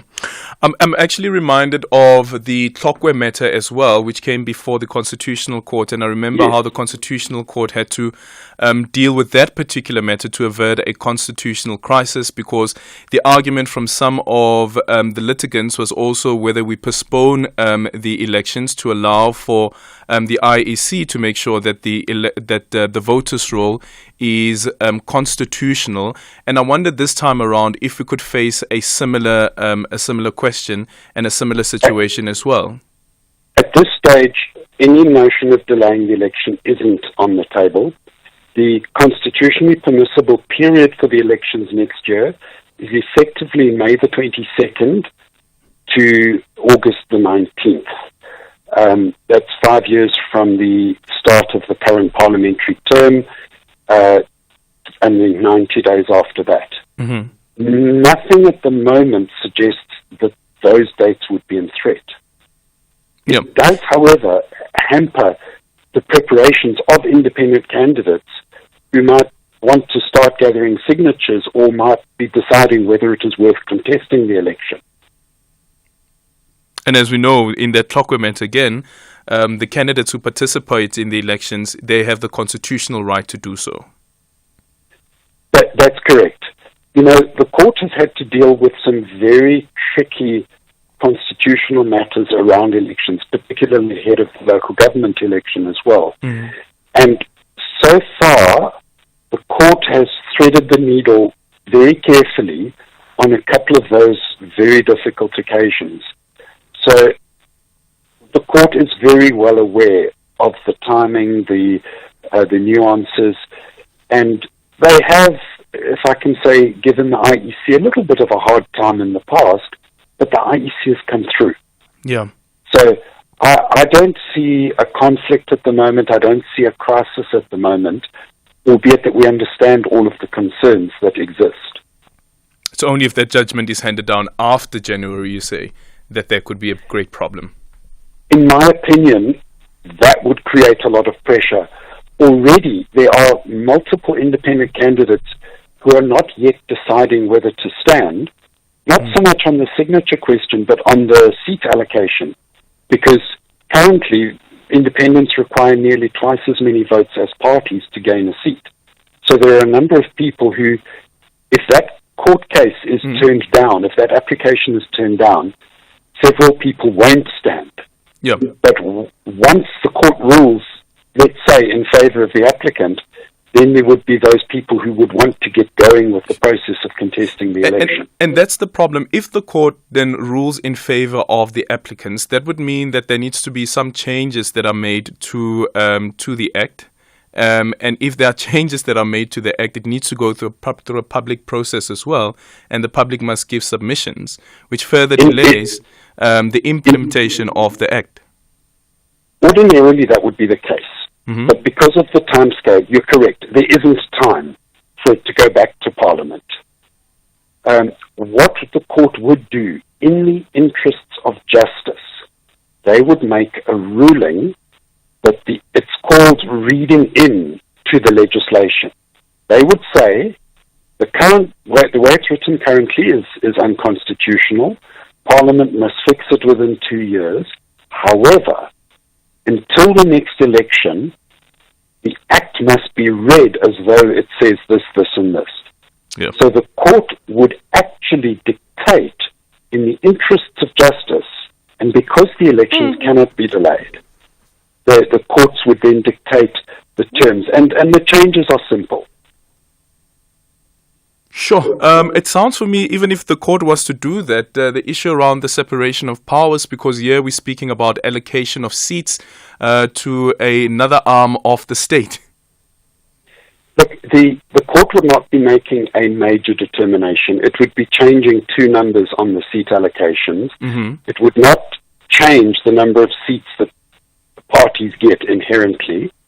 And we have a precedent for this. In the other Home Affairs matter that was before the courts recently, the court declined to restore the suspension of invalidity of the Immigration Act. The Immigration Act, yes, I remember that. Yeah. But the court said, in the interim, until Parliament has a year to fix it, but while they are fixing it, these are the rules that must apply for the year.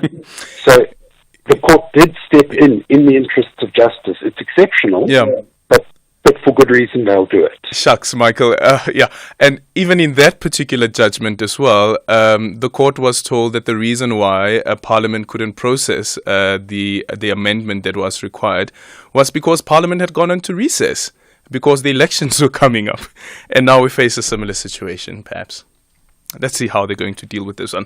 Thank you so much. That is Michael Atkins, who is an independent election analyst. 0614-104107. You can also drop me an X at Aldrin Sampear, and our studio line is 086-000-2032.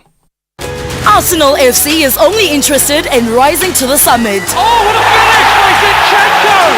Tremendously taken! Meanwhile, Wolverhampton Wanderers also want a decent position in the top half. Sasha collided into the bottom corner, and Wolves finally lead in the... Will the Gunners of London keep their fans delighted, or will the Wolves have the final say? This is the Premier League. Catch the spectacular clash between Arsenal AFC and Wolverhampton Wanderers on Saturday, 2 December at 4 p.m. live on S3.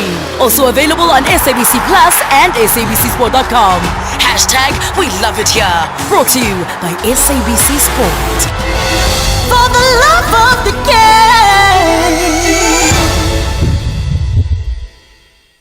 The Portfolio Committee on Communications and Digital Technologies invites the interested individuals and stakeholders to submit written comments on the SABC bill. The bill seeks to repeal the Broadcasting Act of 1999 to regulate the continued existence of the SABC, to provide for its governance, and to amend the ICASA Act of 2000 and the Electronic Communications Act of 2005. For more information, contact the Portfolio Committee on Communications and Digital Technologies by emailing sabcbill@parliament.gov.za, directed to Hajiri Sali. The closing date for the written submissions is Friday, the 15th of December 2023 at 4:30 p.m.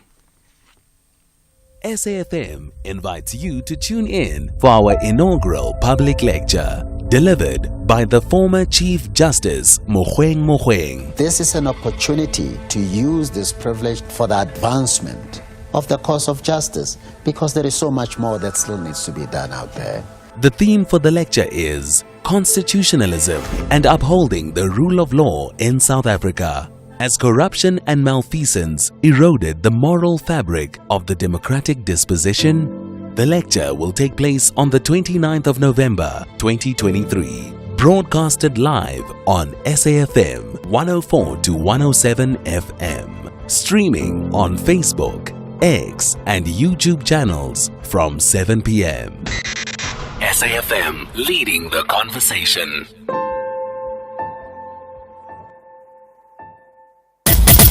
Hashtag SAFMBTH. Hi, Aldrin. This is Kathy from Howick in KwaZulu-Natal, and I'm a white South African, and I'm outraged and shocked by the racist comment made by that young person towards the black pupil at, I think it was Ben Foster High School.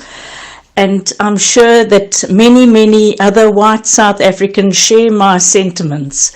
And I cannot understand why in 2023 we are still having these racist comments. I just pray for a peaceful and happy and accepting South Africa. Bye. Yeah, and that's it, Kathy, right? It is also, and my take on it is that we must see, we must hear white South Africans, we must see them, we must hear them speak out against racism. It's not enough for you to be to say that I am not racist. That speaks to you as the individual, that you as the individual, you are not racist. But when you're amongst other people, do you tolerate racism? Do you create a space for racism to thrive? So you must be anti-racism as well, which is, for me and my take, it is a verb. It's a doing word. Do something about it when it rears its ugly head. It's not enough to say that I'm not a racist. You must speak out against it. So even when these little boys, like little Foster over here, tries his racist attitude around you, he would know that you are not going to tolerate that nonsense and you're going to deal with it there and there. And that's the only way really that we can go forward. It's not enough to only have black people being anti-racism. We need white people to be anti-racism as well. 0614-1041-07, and you can drop me an X at Aldrin Sampear. Our studio line is 086-000-2032. SAFM supports a litter-free South Africa. Play your part in keeping our surroundings and environment clean. SAFM, leading the conversation.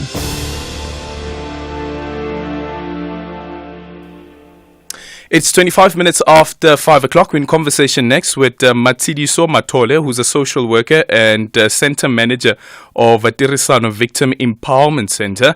So the Department of Social Development has called for the private sector to support shelters by making funding and infrastructure available to improve places of refuge. These institutions would be able to assist victims of gender-based violence, femicide, as well as human trafficking. Only 22 shelters are fully equipped to assist victims and requires psychosocial and rehabilitative support. The statement was during the National Shelter Indaba held on the eve of the 16 days of activism for no violence against women and children. We are now joined by Matsidiso Matole, the social worker and center manager of Tirisano Victim Empowerment Center. Matsidiso, good evening. Thank you so much for making time for us. How bad is the situation currently? Good evening. It's hard to put it in words, especially now with 16 days of activism against women and children. You'd think that a lot of people would take precaution, but I think it's quite the opposite. This is actually the time where we see a huge number of women and children being abused. So this statement that has been released then by Social Development calling on the private sector to assist, I thought that through the CSI projects that the private sector has, that they are actually donating millions and millions of rands towards building some of these shelters in relation, of course, also to the scourge of gender-based violence that we're facing in the country. It's quite unfortunate that some of us, we don't really get to see those millions and millions that are being donated. They don't reach some of us. And, I'm not only speaking about my shelter only, because, under the National Shelter Movement, there are a number of shelters across all provinces that are affiliated, and none of the shelters has mentioned or has admitted to receiving such millions. But, calling the private sector on board, I think it's actually a very good idea, because from the funding that we get from the DSD is not enough. So we need people to come on board and assist us, especially with providing those essential services. You can imagine feeding 20 people 5 times a day. It's quite expensive. Food is expensive. So if they can come on board and really do assist us, it will go a long way. It will go a long way. So what are some of the needs that are required for these shelters? I think what I can say that is very important is we need to give people food. There's a menu that we get from a dietitian that we need to provide. And then we also try to give them, their basic needs, such as like hygiene products. And most of the women that we shelter in our services, someone just comes with that only clothes that they have on their bed. So you need to start getting them those clothes and those underwears and stuff like that. And we try to work with the psychologists in the local hospitals and our local clinics so that we provide the psychosocial support to them and really try to assist them as much as we can. And if a case needs the services of police officers, we do link them up with police officers. We accompany them to court if we have to. Just really trying to help them holistically so. Just as we conclude the conversation, remember that there was that GBV response fund that was launched by the president. Yes. Have you guys received any money from the response fund? No. There's no shelter that I'm aware that has received funds. Maybe other shelters have received, but as for us in Mpumalanga, I don't think there's a shelter that has received. Mm-hmm. But I just want to be corrected on that one. Yeah. How many organizations do you represent? I'm a representative for the shelters in Mpumalanga, so we have plus minus 30 NGOs in Mpumalanga.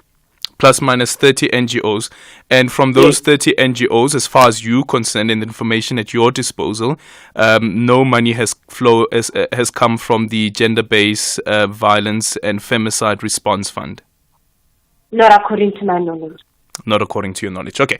We'll do a follow-up with them and see exactly where their money is flowing to. Thank you so much, though, for your time. Matsidiso Matole is a social worker and a center manager for Tirisano Victim Empowerment Center in Mpumalanga. 0614-104107. And you can also drop in X at Aldrin Sampear. Our studio line is 086 000 2032.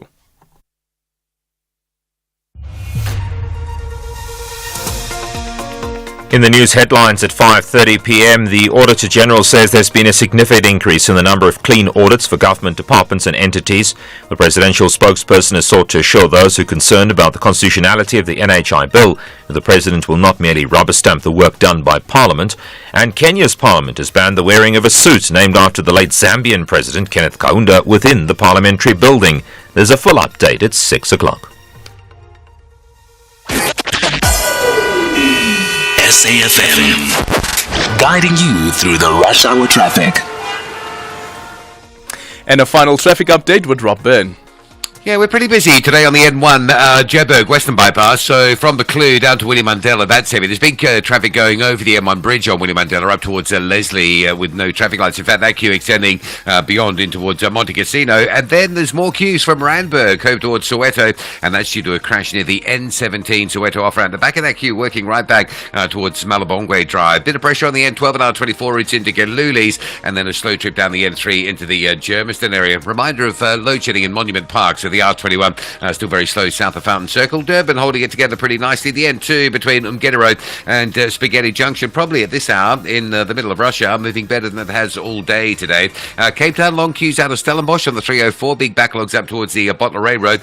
You've got the King of the Air Red Bull event on at the Bloberg Beach. Front part of Marine Drive is closed, and that's keeping traffic heavy on the Marine Drive West Coast Road option from Milnerton all the way through towards the Bloberg Road junction. And a major fire burning happening just east of Krabo with some heavy backlogging on the N2 through traffic control between Hohook Pass and Krabo. Rob Byrne, SAFM Traffic. This is SAFM Sports with Tumi Nkgapele. In your sports this hour, Mamelodi Sundowns head coach Rulani Mokoena insists that their mentality remains the same as they prepare to return to domestic duties for the first time in 6 weeks against SuperSport United tonight. The Tshwane rivals are separated by just 1 point in the DStv Premiership standings ahead of their derby clash at the Lucas Masterpieces Moripe Stadium, having seen Cape Town City leapfrog both of them into top spot. Masandawana trailed the Citizens by a single point in second place with 5 games in hand. I'm happy that we've prepared the stadium for SuperSport United. So we play on a very, very good pitch. When we play on a good pitch, that's one of the conditions you need for a good game. You need 3 conditions for a good game. You need a good team, which is Mamelodi Sundowns. You need a good pitch, which is, I think now at Lucas we have a very, very good pitch. And then you need a good opponent, which is SuperSport United. And so those 3 conditions for sure put us in a space where we expect a very, very good derby. Well, looking forward to a good game. Kickoff is at 7:30. Meanwhile, there'll be a strong representation from the South African Premier Soccer League when the new African Club Association is launched in Cairo tomorrow. Competitively, currently ranked 4th in the latest CAF rankings behind the Egyptian Premier League, Morocco's Botola Pro League and Algeria's League One. The PSL remains one league in the sub-Saharan Africa, commercially and competitively. The PSL will be represented by its acting CEO and EXCO member Mato Madlala, Cape Town City chairman and EXCO member John Comatus, as well as TS Galaxy president Tim Sugazi, and they'll be joined by Kaizer Chiefs marketing director Jessica Mtaung, who also sits in the CAF and the SAFA Women's Committee. Then there's some Champions League action tonight. It's the second batch of the fixtures on match day 5. Manchester United are away to Galatasaray. United coach Erik ten Hag says that he's quite confident that his players can handle a hostile atmosphere to beat their opponent in their crucial Group A clash. If they lose tonight, the Red Devils are out of the tournament. Meanwhile, Arsenal welcome RC Lens to the Emirates Stadium, knowing that if they avoid defeat, they will qualify for the round of 16. In other selected fixtures, Real Madrid hosts Napoli and Bayern face Copenhagen. In marathon news, more than 70% of the 23,000 entry cap for next year's Comrades Marathon has been taken up in the first week of the entry process, which opened last Tuesday. Runners are urged to get their entry in if they're not yet registered. South African entries stand out at 14,800, while more than 1,600 entrants from 67 nations are already signed up for the 49th up run. The entry period closes on the 11th of December, or as soon as the entry cap of 23,000 entries has been reached.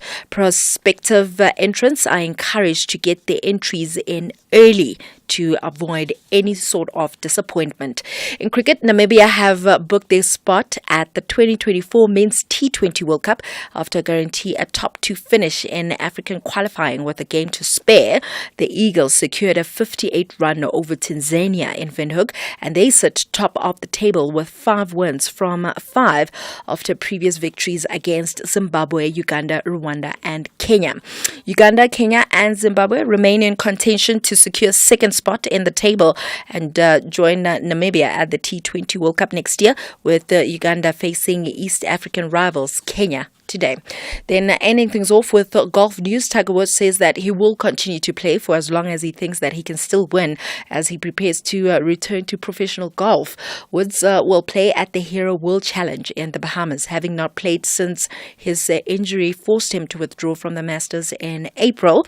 The 15-time major winner then had fusion surgery on a bone in his ankle, and he says that he hopes to play 1 tournament per month in 2024, and that this event will help to determine his schedule for next season.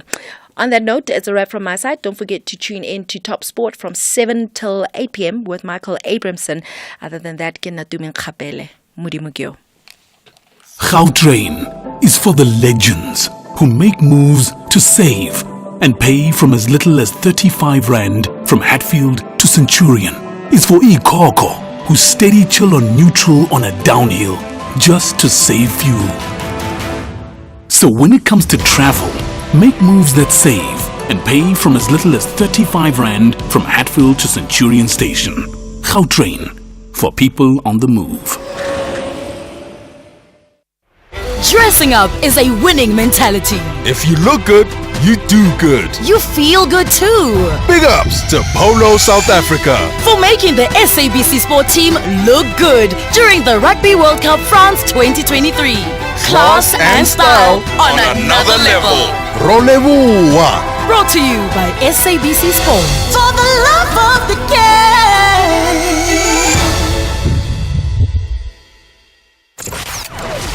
Economic news on SAFM. Facts and figures you can count on. And it is time for a MoneyWeb market update with Jimmy Moyaha. Jimmy, good evening. Welcome to the show. What's coming up? Yes, today could be ADP because non-farms would then be on Friday. It would make sense that ADP would then be today. Let me just confirm. We've got GDP out of the US today. And that came out already. That came out to the upside. Let me see. Hi, Jimmy. Do you know that you're on air? Unemployment data that's come out. Hi, Jimmy. Okay, it seems like Jimmy's not aware that he's actually on air. We should have seen ADP Okay, today, we're going to maybe try and they'll get push it back back to Jimmy Moyaha there as he prepares to give us an update on what's coming up on the MoneyWeb market update. Just a reminder, by the way, again, that this evening we will have the inaugural SAFM lecture, and it will be delivered by the former Chief Justice of the country, Mogoeng. It will be live on SAFM from just after 7 o'clock, so do stay tuned to SAFM. And then also you can follow the lecture on our social media platforms, including X as well as Facebook. Economic news on SAFM. Facts and figures you can count on. Okay, and can Jimmy hear us now? I can hear you loud and clear, Aldrin. How are you? We're good. We're eavesdropping there on your preparation.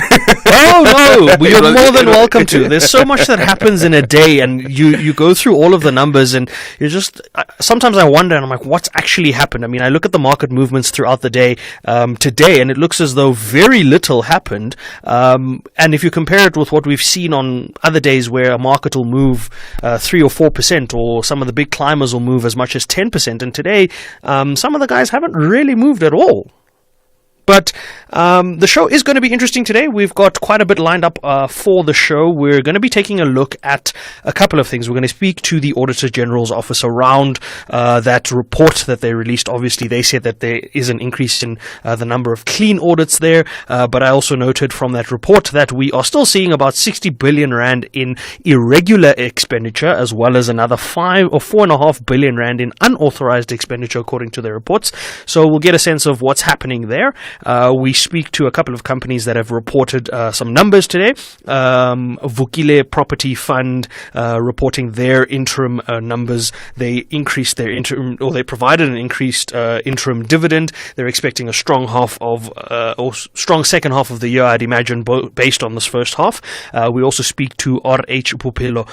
They are a company that invests in the healthcare sector as well, listed company investing in the healthcare sector. We speak to their CEO. I spoke to their CEO around June. They didn't have the best of times at that time when I spoke to them. There were a lot of concerns around the business and some of the debt levels and the lack of profit. It seems that has completely turned around now, so we're going to be touching base with their CEO and getting a sense of what they've done to change things around there. We're going to revisit some of the retirement conversations we've been having. We're going to look at retirement annuity conversations with Momentum Wealth and just get an understanding of which options are available for individuals looking to retire. And then we're we're also going to take a look at just global macroeconomic conditions and where pockets of opportunity lie. We're going to speak to 91 asset managers around that. They are quite a large asset manager in the global space, and they're certainly the largest in South Africa. And then because it's Wednesday, we've also got our executive lounge, and we're chatting to the CEO of a company called Actom. We're going to get a sense of what the CEO gets up to on a regular basis and what he enjoys doing in his spare time. So quite a full show that we've got today lined up. But before we get to that show, we've had Henko Creer keeping an eye on the markets. He and I were discussing the markets a little while ago, and he's going to give us a wrap of how the markets have performed. Good afternoon, Henko. Thank you so much for keeping an eye on the markets. It looks as though some companies had fairly decent days, but overall it doesn't look like the markets moved much. Absolutely, Jimmy. Yes, and just good afternoon to you again. As listeners would have heard, we discussed the markets beforehand, and also hello to Aldrin and good evening to all the listeners. Yes, Jimmy, something that came out today out of the US was the GDP figure, and it's their growth, and it was on the upside, which is why we see the US stocks and the American market at this stage about 0.8% stronger. Trading, so not too sure where it's going to end, but definitely on the upside and in the green for them still early in the day. But European stocks closed quite mixed a short while ago. The London one lost 0.5%, but then in Germany 1.5% stronger, and in France that's the CAC 40 0.3% up. Here by us on the JSE we lost 0.5% today and finished at a level of 75,241 points. The industrial index also 0.5% down, the financial index 0.4% weaker, and the resources index finished 0.3% down. Richmond is the only one of the 10 largest stocks on the JSE, and that's measured according to their market cap. Richmond the only one which finished in the green today and a little bit stronger than when it opened earlier this morning, finishing 0.5% up. And the rest, as I said, the rest of those large 10 companies like BHP, British American Tobacco and Anglo each finished 1.5% weaker today. If we look at other companies that also gave a bit poorer performances, those were Vodacom finishing 5.5% down, Supergroup lost 4.5%, and Tugela and ARM, each of those two 3.5% weaker at the end of the day. But back to some companies that gave strong performances. We see Goldfields gaining 4%, Anglo Gold 2% up, and DRD Gold and Harmony each 1.5% stronger. Now let's look at the gold price. It's currently trading at $2,050 an ounce, and it's well above $2,000. We're not too familiar with being over and above $2,000, and you'll find that a lot of investors are now going to jump onto this bandwagon, wanting gold and wanting to get their hands on gold.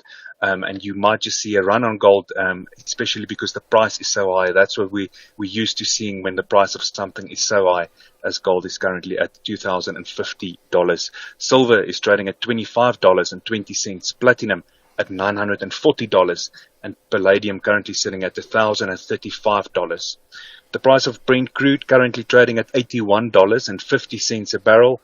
And if we have a look at the exchange rate, currently 18 Rand 50 for a US dollar, 20 Rand and 30 cents for a euro, 23 Rand and 50 cents for a pound, and 12 Rand and 30 cents for an Australian dollar.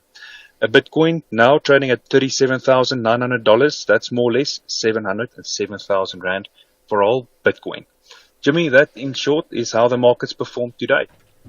Thank you very much for that update, Henko. I'm looking at a gold chart, as you mentioned, the gold price, and I think if we get beyond $2,080 an ounce, it will be all-time highs.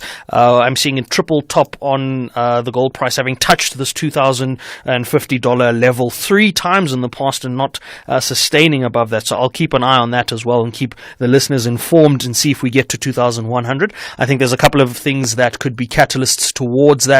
If we do see some data from the US pointing towards some dollar weakness, you could see that would have the desired effect on the gold price. But we'll dig into this and other stories just after 6 p.m. For now, Aldrin, we're going to cross back to you and the SAFM team, and we're going to catch up with the listeners just after 6.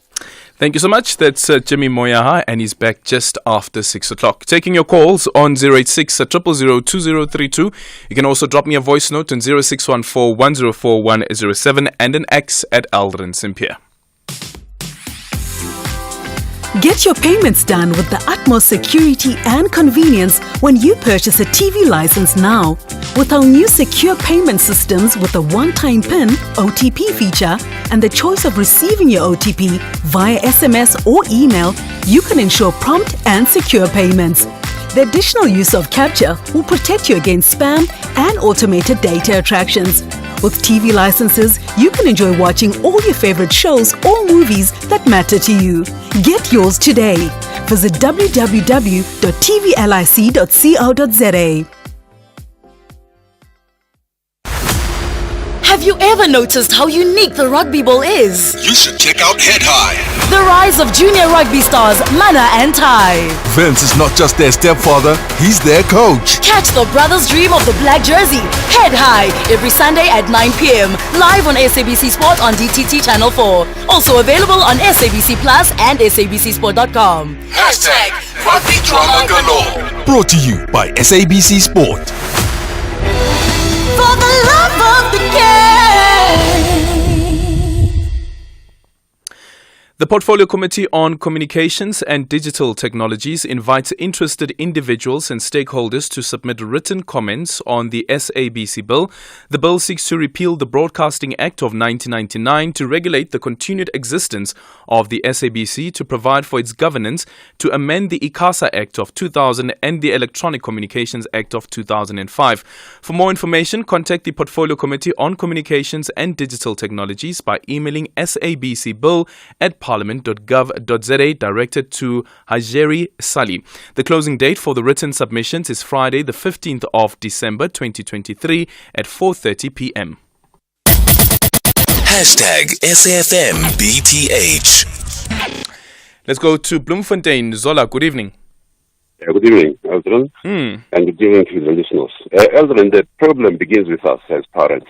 When we refer to other people, we refer to them with their skin color, blacks, whites, and some people have that mentality that when it is said that you are white, you are superior, and they teach their children the same. If we can refer to each other as human beings, human race, and stop this skin color issue, promoting white and demoting black, because even our own people, because they are black, they feel inferior. Those others, because they are white, they feel superior, and they teach their children. In the past, you will go to the stations, find that it's written 9 white, as if you are not white, you are less of a human being or subhuman. So let's refer to everyone as a human being, as a South African. Or if they come from Europe, we can call them European Africans, and we are Africans. But if we promote this skin color issue, whites, blacks, colors, we are all God's people, and we are the same. We are created in the same image of God. So let us stop promoting this white, always, and black. Our people feel inferior because they are called blacks, and we are all equal in the eyes of the Lord. So let us not promote this white issue and demote black. And even our people, you find that our sisters in the past used to use these skin lightening creams as if their own skin color is inferior. It's not good. Let us not promote this white issue and demote the black issue. We are all human beings.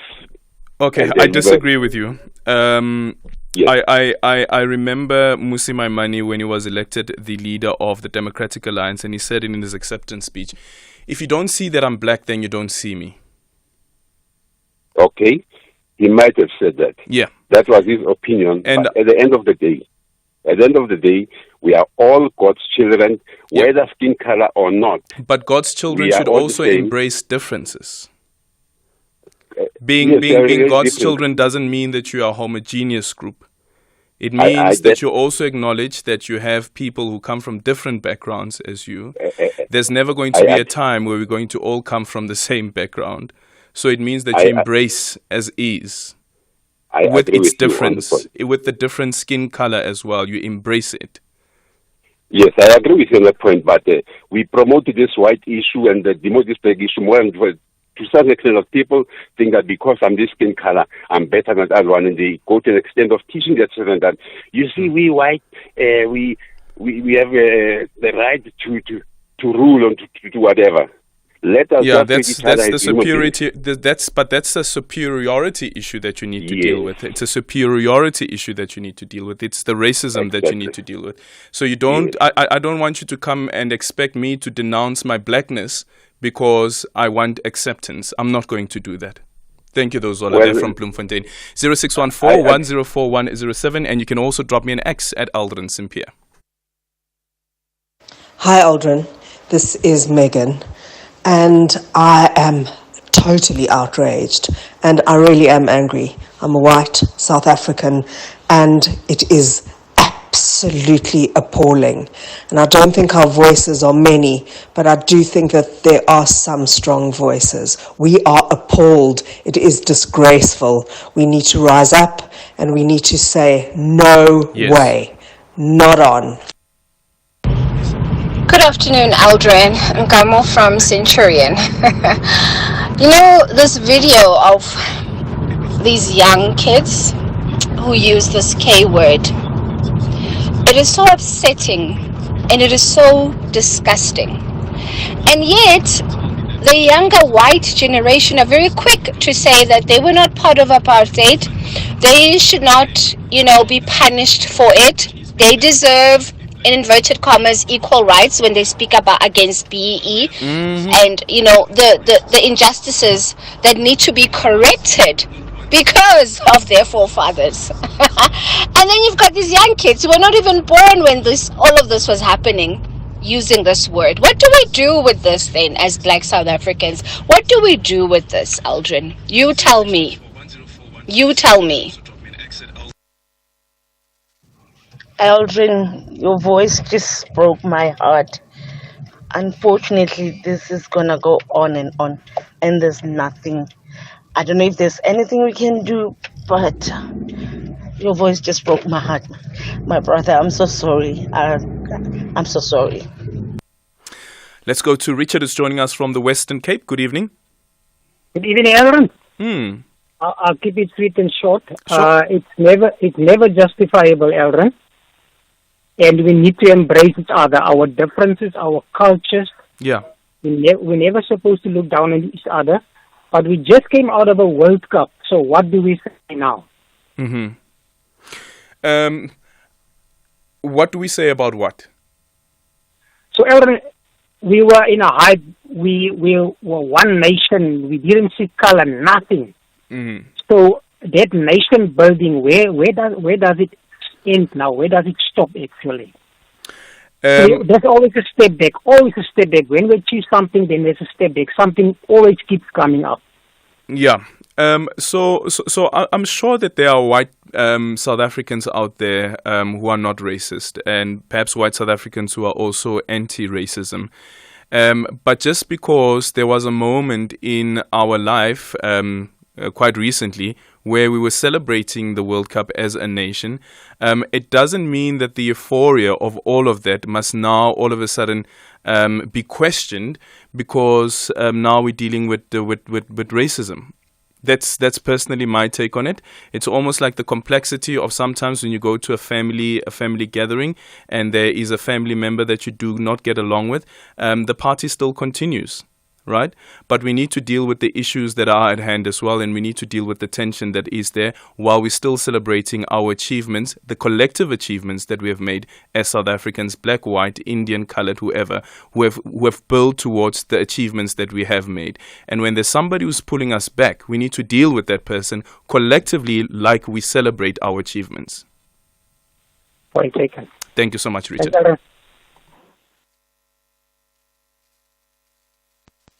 Afternoon, Aldrin and the team. Aldrin, my man, I really do understand what you're going through. I'm sorry that you have to go through this. I do understand. As sympathetic as I am. But I do hope that it does not get you into trouble. But it does happen, man. Please get strong, man. You're about to get there. Musu, Matla, Paulus, Kwak.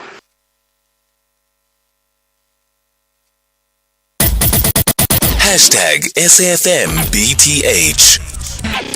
We've come to the end of our voyage. Thank you so much for choosing Flight SAFM BTH 326 with me, Aldrin Sampear. Today we are playing out with Buckshot Lafong, Another Day.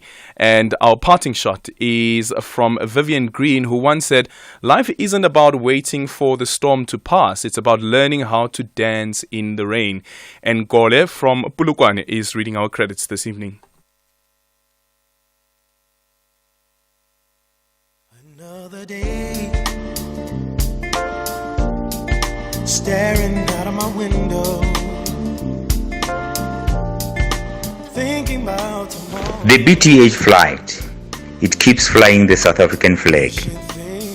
Keep people talking across the provinces, building the nation.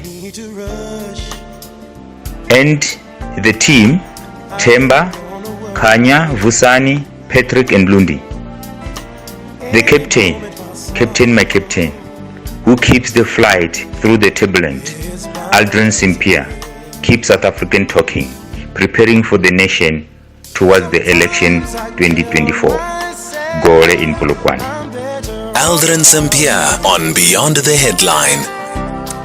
And a reminder that this evening at around 7 o'clock, it is our inaugural SAFM lecture being delivered by the former Chief Justice of the country, Mogoeng. So you don't want to miss that. It will be streamed live on SAFM.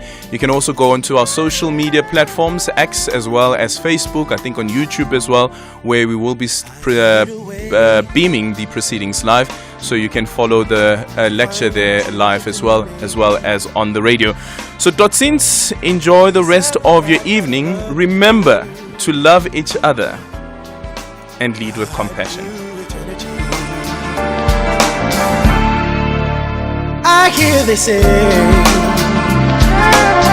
what doesn't kill you makes you stronger. I must have the heart of a lion, sifting through love's remains. Sometimes I tell myself I'm better off without you.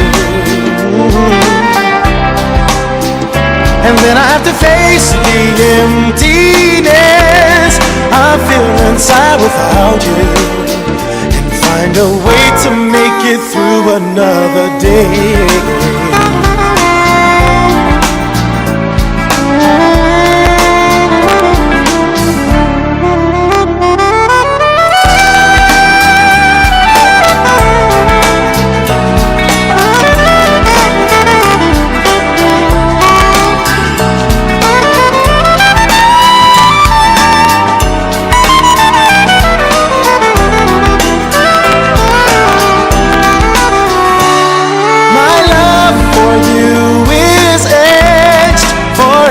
In my memory.